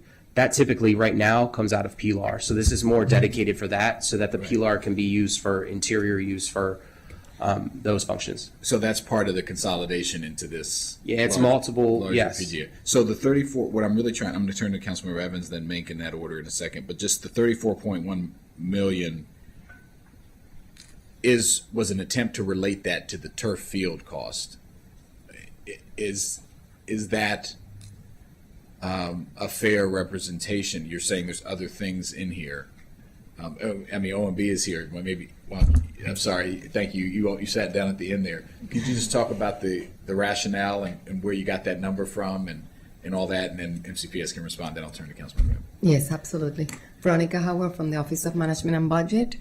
We use those numbers from MCPS presentation to the board, where they were talking about the comparison between the turf versus natural grass and the cost. So what we did was looking at the schedule that they also provided with their submission, which ones were going to be the new installations for turf, and remove those costs at the cost that they provided in the presentation for artificial turf, and replace them with the cost of natural. Right. So it removed, but it also allocated for the natural at those same sites. Yeah. During the course of the CIP project for the projects within this cycle. Exactly. So they would have funding to do the turf for those schools. Go ahead. Yeah, so for installation costs of natural grass would be roughly $634,000. So that would be your capital cost versus synthetic turf, $2.5 million. That's your upfront capital cost.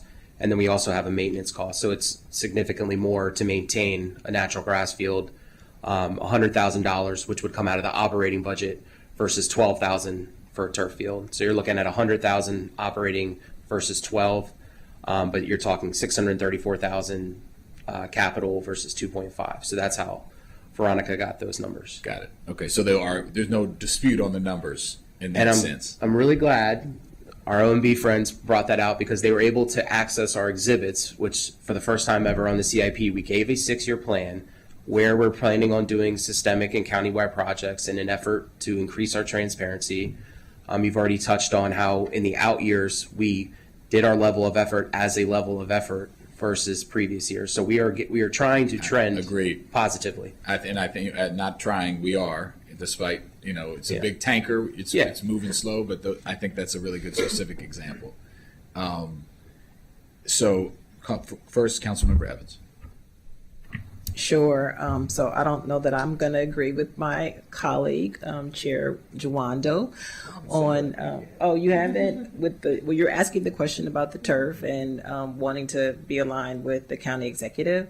I want to go with the school system in this case. And Mr. Conley, I don't know if you could remember this, but I'm going to go back to 2018. I think I remember specifically going to Springbrook, having a discussion, and at that time, the parents were really adamant about wanting turf. I think in this instance, for me, it comes down to equity. Students across the county are looking what their peers have at their school, and they know that as athletes or just participants at their school, they want to be able to have the space and the same as their peers across the county. And so when I think about the schools that we're talking about, Magruder, Watkins Mill, and Springbrook, I think before we go in the direction of totally doing away with turf and going to grass, that we really need to have outreach to our community about the education on what we think turf will do to our students and to our families versus grass. I think it has to be a conversation that we have countywide. What I know and what I hear as a former as a former school board member and a parent at Kennedy High School, what it was like for our students when they had grass fields, when it rained and the weather was bad, how long it took for them to be able to get back out into the field. That impacted their level of performance when they are competing. Hearing from their other peers across the county about how they were made to feel when they came to play on their fields, and they weren't conducive for that sport that they were participating in. And sometimes it led to altercations. And so I just really want to make sure that our community is aware when we're going to make such a huge shift and go a different direction, that they are aware of why we're going to do that. So for me, it's an equity issue. Our kids want turf. Some may not, but for the ones who are performing on the grounds. This is what they want. And what I can recall over the years of being on the school board, what we have been able to do is to make some of the adjustments that the advocates who were against turf have asked for in terms of how we, you mentioned the infield, like that's changed over the years in terms of what we used back in 2014 or 2016 up until now. I am going to acknowledge some advocates that I see that are really strong in wanting what they want and bringing forward the information. I see Kathy Michaels in the audience, and I see Diana Conway. Just want to say hello, and I always appreciate their advocacy, and I'm not saying anything different that you all haven't heard before. And you know what? I want to be respectful of you. I didn't mean to call you out if that's not something that you wanted me to do, but I'm holding you in high regard when I say your name. So I just wanted to kind of insert myself and just say why I wouldn't be supportive of making that change, but respectful of my colleague.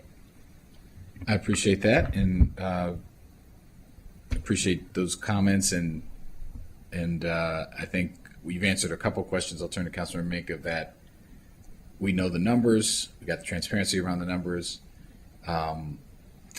We also answered the question that we could remove this money and then reallocate some of it into another pot like HVAC. So that was, we cleared that up. I think that was a question I had coming in. Councilmember Mink. Appreciate the conversation, and also I'm just like the HVAC issue is more urgent than a lot of kids need fields. I have kids. They love fields. They want to be outside all day, and that is an important part of kids being healthy, and all of that is important. At the same time, all of the money that's in this space, I question whether everything that's falling under this right now reaches the level of urgency that our HVAC needs that are about to go unaddressed reach. So if we're putting any money back in my opinion, it has to go into HVAC. It has to go into, we cannot have kids and staff who don't have clean air to breathe and not be putting money back there. I would be fine with moving more money out of here and moving it into HVAC. I think the grass and turf conversation is a difficult one, and I know that there's split opinions on that. I think that is all kind of to the side of the urgency of air quality and very basic health and safety infrastructure needs that we have. So I would ask that we be looking for ways to move funding now into the HVAC space. Appreciate that. And to that point, the massive increase, I know it's a massive increase in this PDF because of the consolidation. Where's the breakdown? I know you mentioned several things like repairing something or a playground set, or of the 15, I think I always get confused with this. This is 15 million, right, per year? Yes, it should. The title should say the numbers are in thousands. Yeah, that's what I thought. Yeah, we usually have that. I thought, okay. So of the 15 million, it jumps from 450,000 to 15 million a year, and then drops down to 10 million in the out years. Just where's the breakdown of what all that goes to, specifically? So yeah, previously it was 450,000. To be perfectly honest, it wasn't enough. Sure. We should have been requesting more. We anticipate the first year FY27 being 1.1 million in playgrounds, which, believe it or not, only gets you 2 to 3 full replacements because we have kindergarten, pre-K, Good. and grades 1 through 5. So 1.1 of the 1.5, Of the 1.1 of the 15 goes to playgrounds. Because we still need to do the turf replacements that are already existing that are ending its useful life. All right. And what's the cycle of those turf replacements? Typically 10 years, which is why we did the 10-year maintenance and capital costs associated to turf. All right. And even when you add that into the cost, the grass fields maintenance, I know the maintenance on grass can be higher, but there's obviously a maintenance cost with the turf too. There's roughly $12,000 per year versus $100,000. But again, this is also curriculum related because RPE does not go out on the stadium. They're not supposed to go on the stadium fields. Councilmember Evans brought up Springbrook. Springbrook currently has the smallest footprint in terms of athletics, so that it's very challenging for their PE department. But if they could go out on their stadium field, it's much more conducive. They're not losing time in travel time. Supervision, you brought up supervision. Sometimes things happen the further you have to travel. So it's not purely Sure. just athletic. Maybe that's a little misleading in the title, but it is a part of the It does say comprehensive. outdoor play space too, yeah. Yeah. So let me let you finish. 1.5, 1.2 million, or what? So Where is this I'll go- listed? Is this listed in the appendix somewhere? It's in the online on the exhibit. I can run through for 28 through 32. Okay. Playground, just pure playground replacements: 3 million, 2 million, 2 million, 5 million, 5.5 million. And that's just on the playground. That's replacements. And then what's the rest of the money going to? Right now, we have it listed as turf, but we plan, if we do a turf field, we typically replace the track. We would probably look at upgrading the So lights. those are the larger fields that everyone's thinking about here. And That, yeah, for the- and for the we balance. obviously are going to refine this as we Yeah. go on. This is the first year at it, so. And so the number that the CE recommended is not related to the playground spaces. It's related, or is it? It's just related to the turf fields. Got it. Okay. That funding was left there. Right. Okay. So you could still fix the playgrounds with the funding. It's the other is related to that. Got it. If you could just provide if we could just get to, when we go into full council, just the breakdown of this PDF of what the money goes to. At this point, your best knowledge of what it would go to, and I think that'll just be helpful for people, so we don't have to rehash this part of the conversation. And I know it's available on the thing, but I mean in our packets, so there's a greater chance that colleagues will be able to read it. So I agree with Councilmember Mink on the HVAC issue. So what I'd like to do is and share the concerns on the plastic and turf fields, but I'm sensitive to the playgrounds as well. I've got 3 kids on the playgrounds all day. Probably one that just got off of one.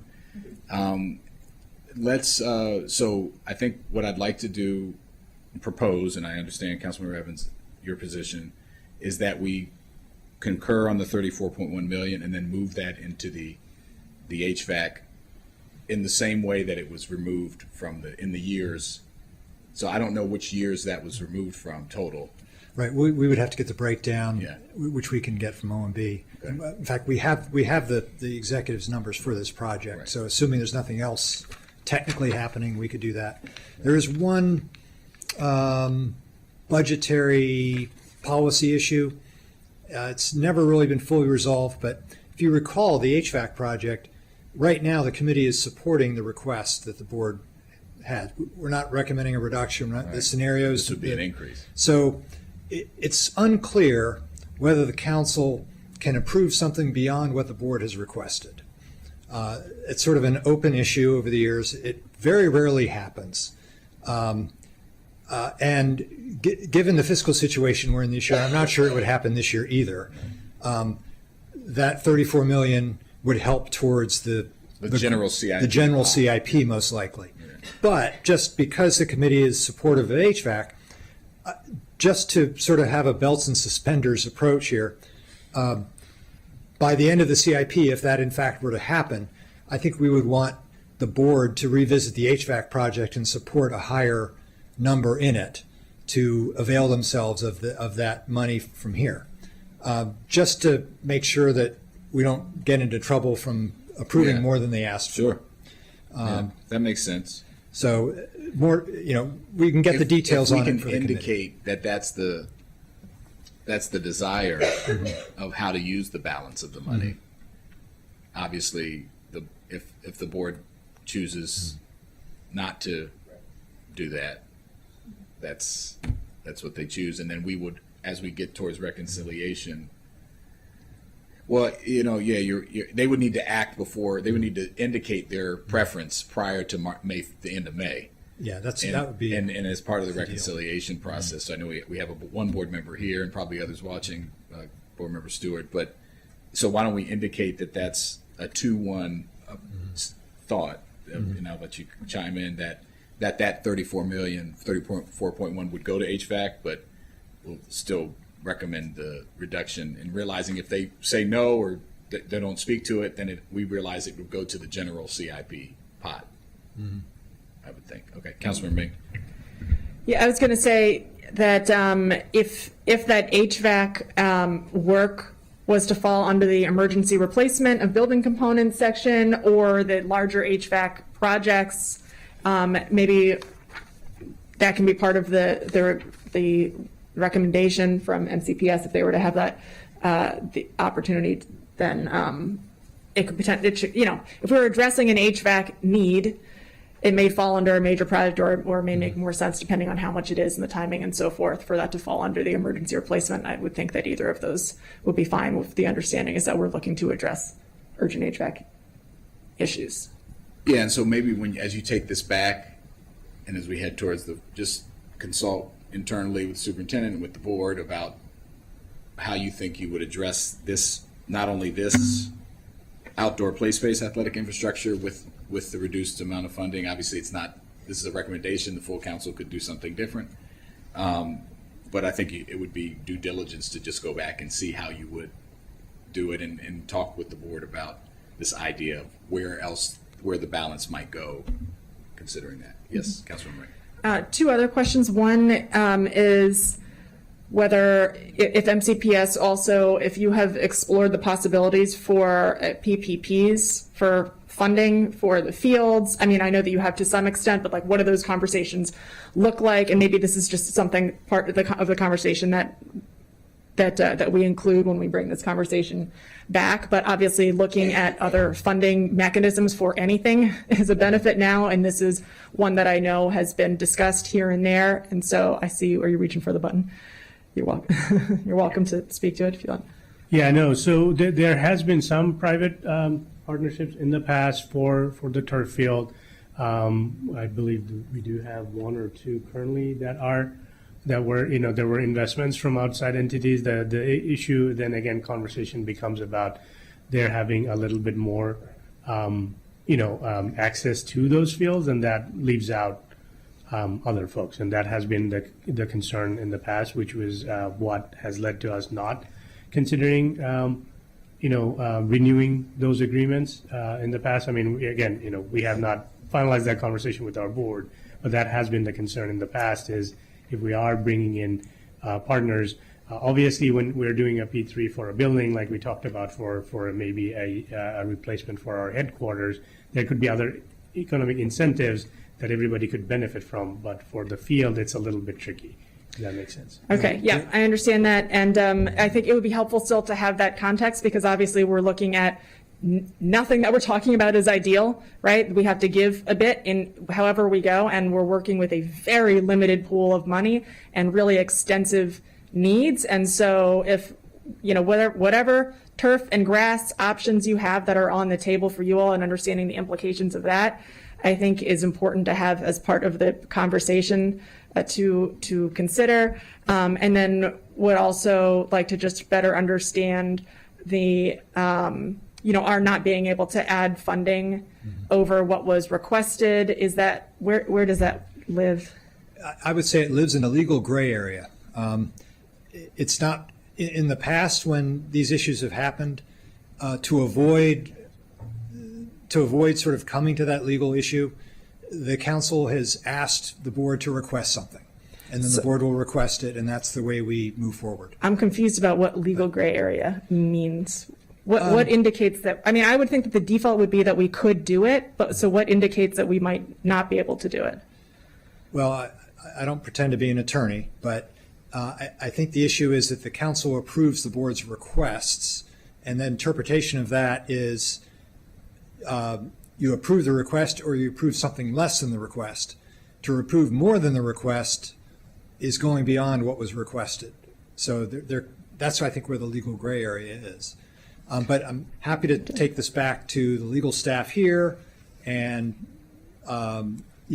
talk more about that issue. But the way we've worked the issue out is to just ask the board to request something, and then they do, and then the council is able to move forward with what they wanted to do. Okay, well, I mean, I would add, given that we're not there's nothing telling us that that I can tell that we can't do that, then I would ask that the default coming out of this meeting, knowing what two of us want to do, would be to just do the thing that we want to do, and then that's what we would vote on at the council, with the context of, the legal information that I think we're going to want for this regardless. Yeah, I'll just say, and I'll turn to Councilmember Evans, historically, this has come up in the past. We haven't done it, but the trying to be within the confines of the board's authority and our authority, that's kind of where the balance has been struck. It's never been tested or litigated, or there's no on-point legislative language that I'm aware of that says you can't do this or you can do it. So I think that's the point Mr. Levchenko's making. So it's not I think it's less open of like we can or we can't. I think it's just we haven't. And typically, our job is to say what we can afford and what we can't. And we can, in the CIP, we have a little more to move around within projects and that kind of thing too. So, I get your point. I think we should ask, but I think my preferred route, which I've suggested here, is that you go back to MCPS, go back and speak with the board and see. We are going to take this recommendation to remove the 34.1 million, and what that would mean. And you're hearing a strong preference from at least two committee members to reallocate that to the HVAC, where you've previously stated that there could be $100 million each year and we could spend it, right? And obviously there's not that in there. So, let me just go to Councilmember Evans. Yeah. Sure. I was, so thank you for your comments. What I'm thinking about is just, asking us to be cautious about what we're asking the board to do, because we're having them request more money, which in a time such as this, I don't think that they would be comfortable doing that. If I could speak I won't speak for my colleagues, but I think I can. So I just hate to put them in a bind where they have to make a decision where it looks like they're taken away. Anyway, so I just wanted to say that. I mean, the other thing too is that the status quo would be we remove the money and it goes into the pot and could go somewhere else. It's not higher than had been requested previously. It's the same top line number, but it's just where it would go within the project. So Okay. So if they want to, they'll make the decision. But I'm just putting that. No, I get out it. there. I get it. Okay. Yes, Councilmember Mick. Last word. Okay, all right, I appreciate it. Yeah, and I'm just trying to so my debate here is just to try to give the HVAC money the best possible chance. I don't even think we have to resolve the grass turf conversation today. My concern is with the HVAC.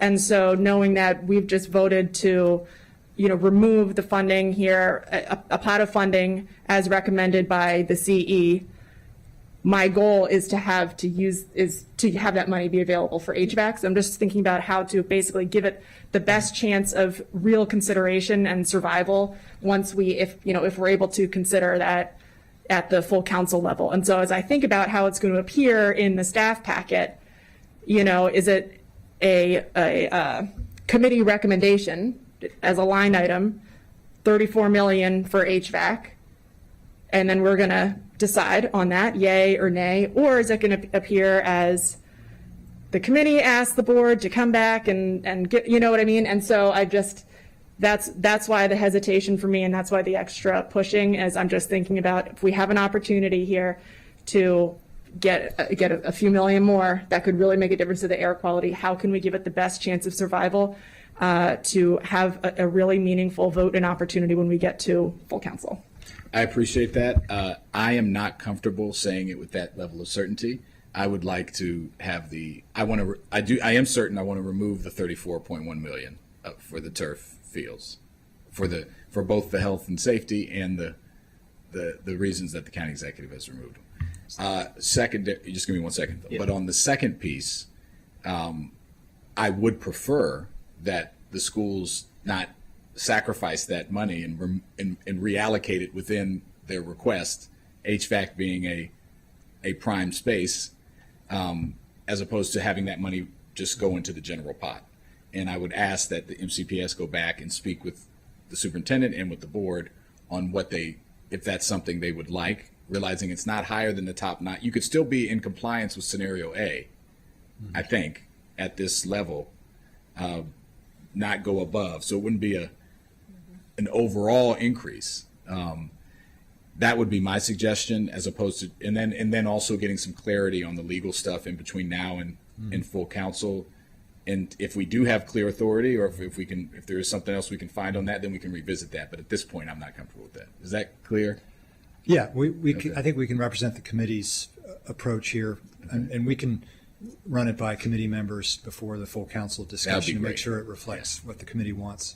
Appreciate that. And yes, I'm sorry, you were going to say something. I just want to be crystal clear on the request. So the $34 million for adjustment, are we asking the board which countywide project, or are we asking specifically for HVAC? Like, Well, I think there's a strong suggestion that it go in HVAC. I just want to relay the question correctly on your behalf. Yeah, I mean, I think Councilmember Mink wants it to go to HVAC 100%. I think that's where it should go. I am open to, Okay. if they want to come back and say, no, I'd rather it go here for X, Y, and Z reason. Okay. I want to know what that reason is, but I would have a strong preference for it to be HVAC. Realizing we're trying to see legally, can we make it go to HVAC? Okay. So Got it. I just want to that context. reflect your. Is that all right? Go ahead. I mean, if it's not going to HVAC, I have a hard time seeing myself saying that I stand by my support of it over there. So I want to, Yeah, got it. it would have to be very well defended, health and safety, very urgent need. Yeah. But I don't want to shut down. I never like to say, don't tell me what you would want to do. No, you should come back and say what you want to do. All right. So we are making a 2-to-1 recommendation to to concur with the executive in the removal of the 34.1 million. And a strong suggestion with some research coming on that it should be reallocated to the HVAC. MCPS is going to go back and speak with their board and the superintendent about what they think in regards to that, and get back to us as we're dealing with all of this.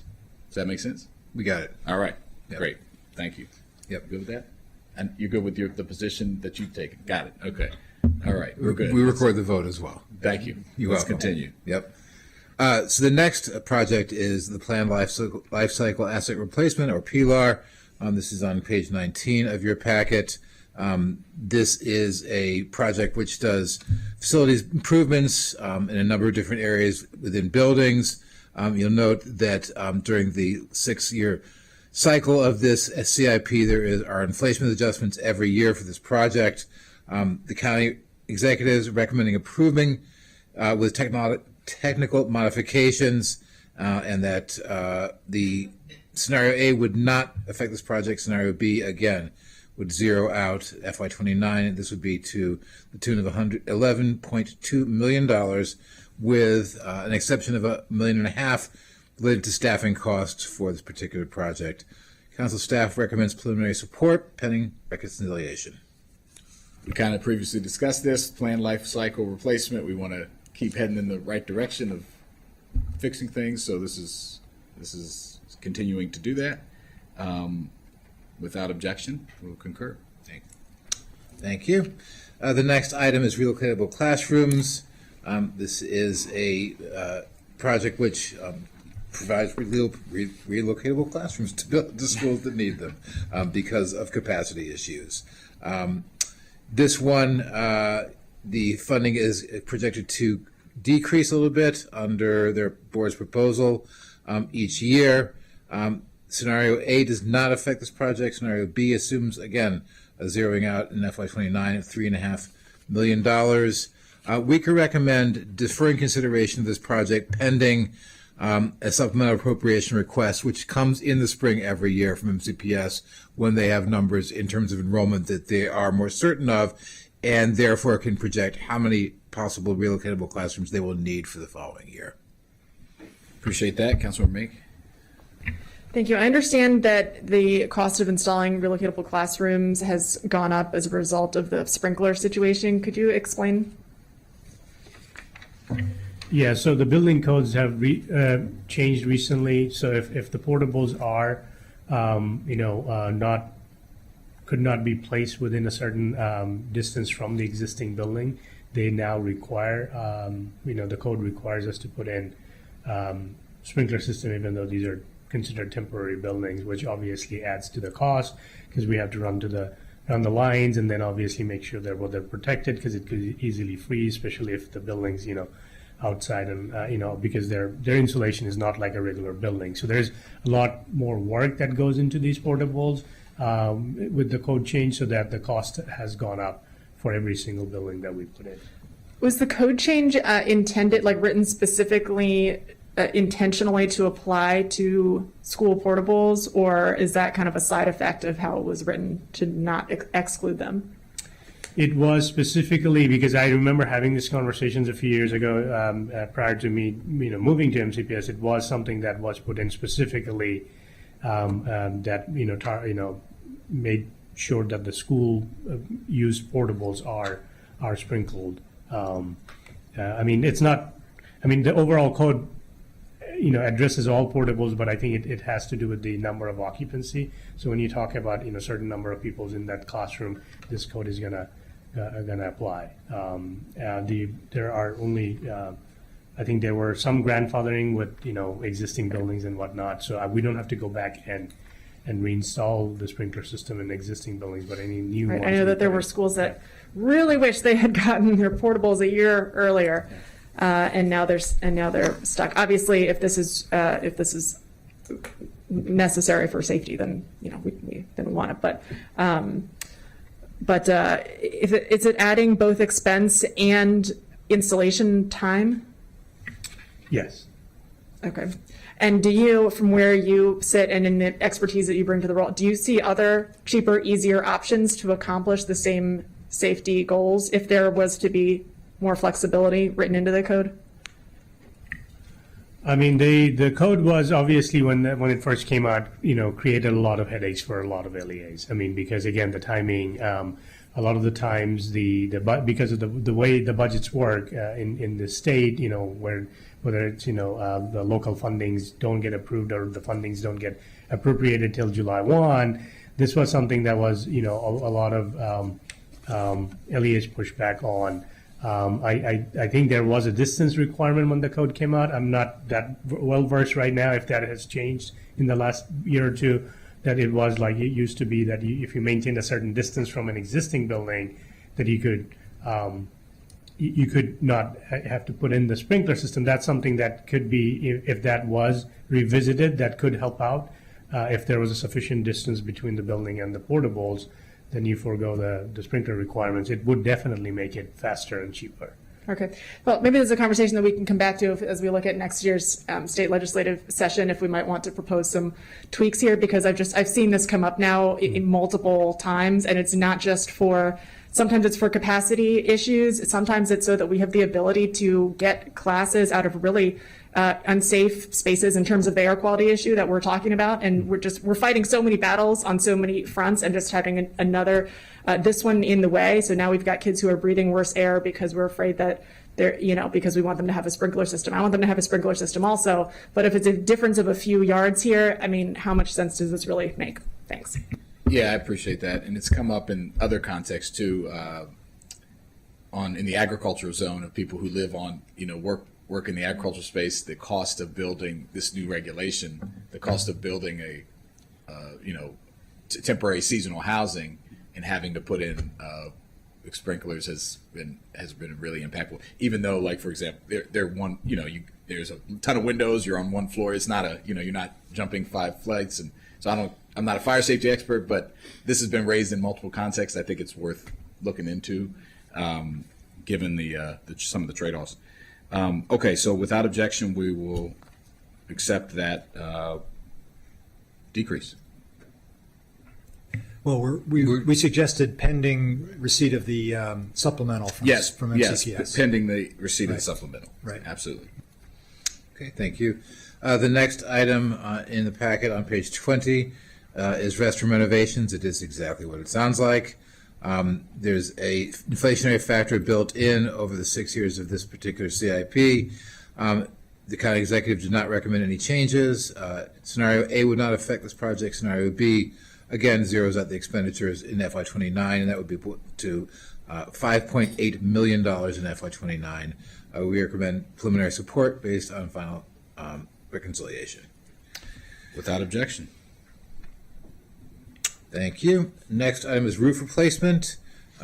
This, you can see over the period of the 6 years, increases by $1 million, then 2, then 3, then 2, 4, and 3 again. In order to be able to add to the number of roof replacements done each year, there is a significant backlog in terms of the need for these. And the county executive has recommended some technical modifications, a funding switch in FY '27 between state aid and GO bonds to reflect the state aid requested by MCPS. The scenarios, both A and B, non-recommended reductions would not affect this project. Council staff is recommending preliminary support pending final reconciliation. Without objection. Thank you. Moving to page 21, got a few left here. School security systems. There is a steady number for the first 3 years in this particular project, and the funding decreases over the last 3 years of this particular CIP. The county executive does not recommend any expected changes, but does recommend switching $28 million of the 6-year total from GO bonds to current revenue based on the asset life assumptions of the equipment. These scenarios recommended for non-recommended reductions would not affect this project. We recommend preliminary support. Yes, Ms. Howell. Just to clarify, the county executive did recommend a change in this project in FY '27, reducing the funding in FY '27 to allow CPS to use their unspent budget carryover balance. So explain that to me. So what I see on the PDF is, so explain, say that again? Sure. So line number 2, it starts with $8 million under FY '27. Those $8 million were reduced. I mean, the portion that reflects local funding. Okay. Got it. Because under FY '26 estimated budget, they have a very large balance that they could spend. Does MCPS have anything to, is there, so this is based on asset life assumptions or what? This is the school security system. No, I know, but what, so the switch, I think it was said in somewhere in the packet that the school security funding from GO bonds to current revenue was based on asset life assumptions. Well, that's Yes. that's a different point. And to qualify for bond funding, you expect a useful life of 10 to 20 years. Some of the security equipment is not expected to last that than that, long. yeah. So OMB went through and worked with MCPS to identify what was, from OMB's standpoint, eligible for bond funding versus current revenue. Anything can be funded with current revenue. Sure, yeah. So OMB recommended that the project have both current revenue and bonds, depending on what's assumed to be purchased. So that's one change. Right. The other change the executive recommended was utilizing carryover money that has not been spent yet in the project. Got it. It's been appropriated but not Two spent, things. rather than appropriating new dollars in FY '27, utilizing the carryover from the prior year. Got it. And how much was carried over? Around 12. Around 12. Okay. Are there any other projects where this type of thing would apply, where you could switch some funding out of bonds into current revenue? Well, there are a couple other areas where the executive made that same recommendation in this packet. I don't know if I think we brought them up once or twice, but not a lot. There's most of the stuff. Most of in them here, are longer term things. Yeah. Most is long term, and it's we would hesitate to switch things to current revenue that are eligible for bonds. Absolutely. Yeah. That's first. Our current revenue situation in the operating budget is no picnic either. Right. Right. Right. And also, if it's bond eligible and you're using current revenue, you could also utilize PAYGO for that. So some of the PAYGO that we use each year in the CIP can also go to help reduce your bond costs.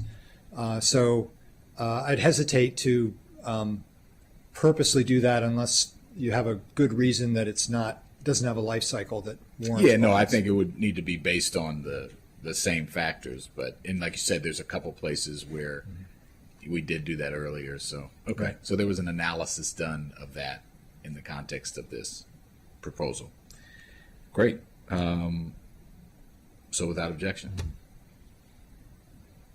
Oh, I did, just, we'll talk about this in the operating budget. I just want to flag for Mr. Prouty, when we get to the security component of the operating budget, I just want to talk about the system, the pilot stuff and where we are with the system. Some of these things that we just are switching into current revenue, the kind of the status of those, and, whether it be I would imagine it'd be things like cameras or door locks and things that might be shifted over. I just want to intentionally talk about those things when we get into the operating side. So just kind of a flag. It's still going to be funded out of the CIP. Right.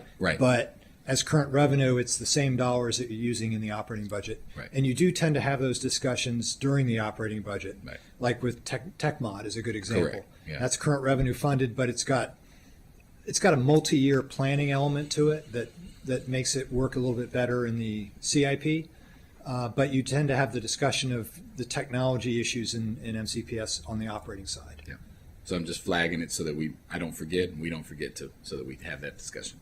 Great. And staff can work more with OMB and MCPS on this carryover issue and how that might benefit this project, what they could do with that extra money or what they would Yeah, that not would be do great. if they don't have it. That'd be great. To look more into illuminate, that. to kind of expand on that. That would be great. Thank you. Okay. Stormwater. Hey, stormwater discharge management, this is providing funds.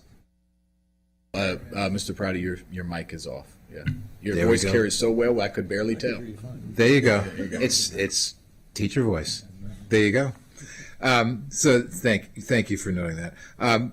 So this provides funds to help meet state requirements in terms of how sites are surveyed and planned to mitigate stormwater runoff. The county executive did not recommend any changes to the board's request. Scenario A would not affect this project. Scenario B would, again, zero out costs in FY29. That would be $990,000 with $200,000 set aside for staffing costs. Council staff does recommend preliminary support as proposed by the board pending final reconciliation. Without objection. Thank you. Okay. Top of page 22, sustainability initiatives. This funding, again, has an inflationary increase each year over the 6 years of the CIP. This is to move towards the goals of the county climate action plan. All new schools, new construction, system replacements are constructed to meet these requirements. The reallocation does not impact current initiatives. There was a new reallocation that was done in FY25, and then in FY26 reallocated money to other projects from this one. The county executive does not recommend any changes, and scenario A does not affect this project. Scenario B, again, in 25-29 would zero out $3.5 million from this, leaving $150,000 for staffing costs. So this would reduce funding from the amended FY25-30 budget, but increase that reduced amount over the period of years for inflation. And council staff recommends support pending final reconciliation. Without objection. Thank you. The TechMod project, this is considered as part of coordination in terms of the operating budget. We do this every year. It's a component in terms of the school system strategic technology plan, and we will discuss this in detail during the operating budget as we do every year. So we recommend this request to be discussed in that context. As alluded to by you and Mr. Levchenko, we will definitely do that. Thank you. Without objection. And the last project for today, transportation and regional support facilities. This is a project that is being added in order to be able to deal with the potential closure of the Shady Grove Depot. the appropriation for FY '27 is to begin planning for 2 new facilities to house buses. The county executive did not recommend any changes. Scenario A would defer this project by 3 years, spending beginning in 30 instead of 27. If the project is delayed and the Shady Grove Depot is vacated, NCPS would need to find place to accommodate 450 buses at other facilities throughout the county. There was some discussion about possibilities in this regard, and we do recommend preliminary approval pending final reconciliation. So just on that, this is an issue that always comes up and communities very engaged on it. So should the deferral happen, what was the discussion about what would be done in relation to the vacating and moving the buses in that 3-year period? If anything, I mean, what's the best thinking at this point? So we are working with DGS on one of the projects to relocate some of the buses to another facility. That would allow us to remove some of the buses, but I mean, Some meaning. I believe that number is in the tune of somewhere close to 150 buses out of the 450 that we need to move out. So effectively, this just means this project would just be delayed, and there'd still be some bus presence at the depot. That's correct. Okay. All right. Yes. So, Also, it would mean that the county will not be able to sell the property where they are located at this moment and be in alignment with the master plan, which require to make a development yeah, used in on the that property. spot. Yeah. So. So obviously, the longer the buses sit there, you can't redevelop. Yeah. So understood. But there's a cost to the finding a new spot. Yeah. So okay. Reluctantly, without objection. And that takes care of the system-wide projects for this particular CIP. Thank you, Council President, Council Chair, Committee Chair Joanna. Now I got it, and other That's all committee right. members. I appreciate the promotion. So thank you all. Really appreciate the work, and so I think council staff, we have made our choices and preferences known, and we know what to do. So this will end our MCPS CIP at the committee level, and it'll now go into the big, larger conversation, right? And to the extent that we get feedback on things that we've talked about today, you'll come back to the committee offline, and we'll take those up. Okay, wonderful. Thank you so much. With that, we are adjourned.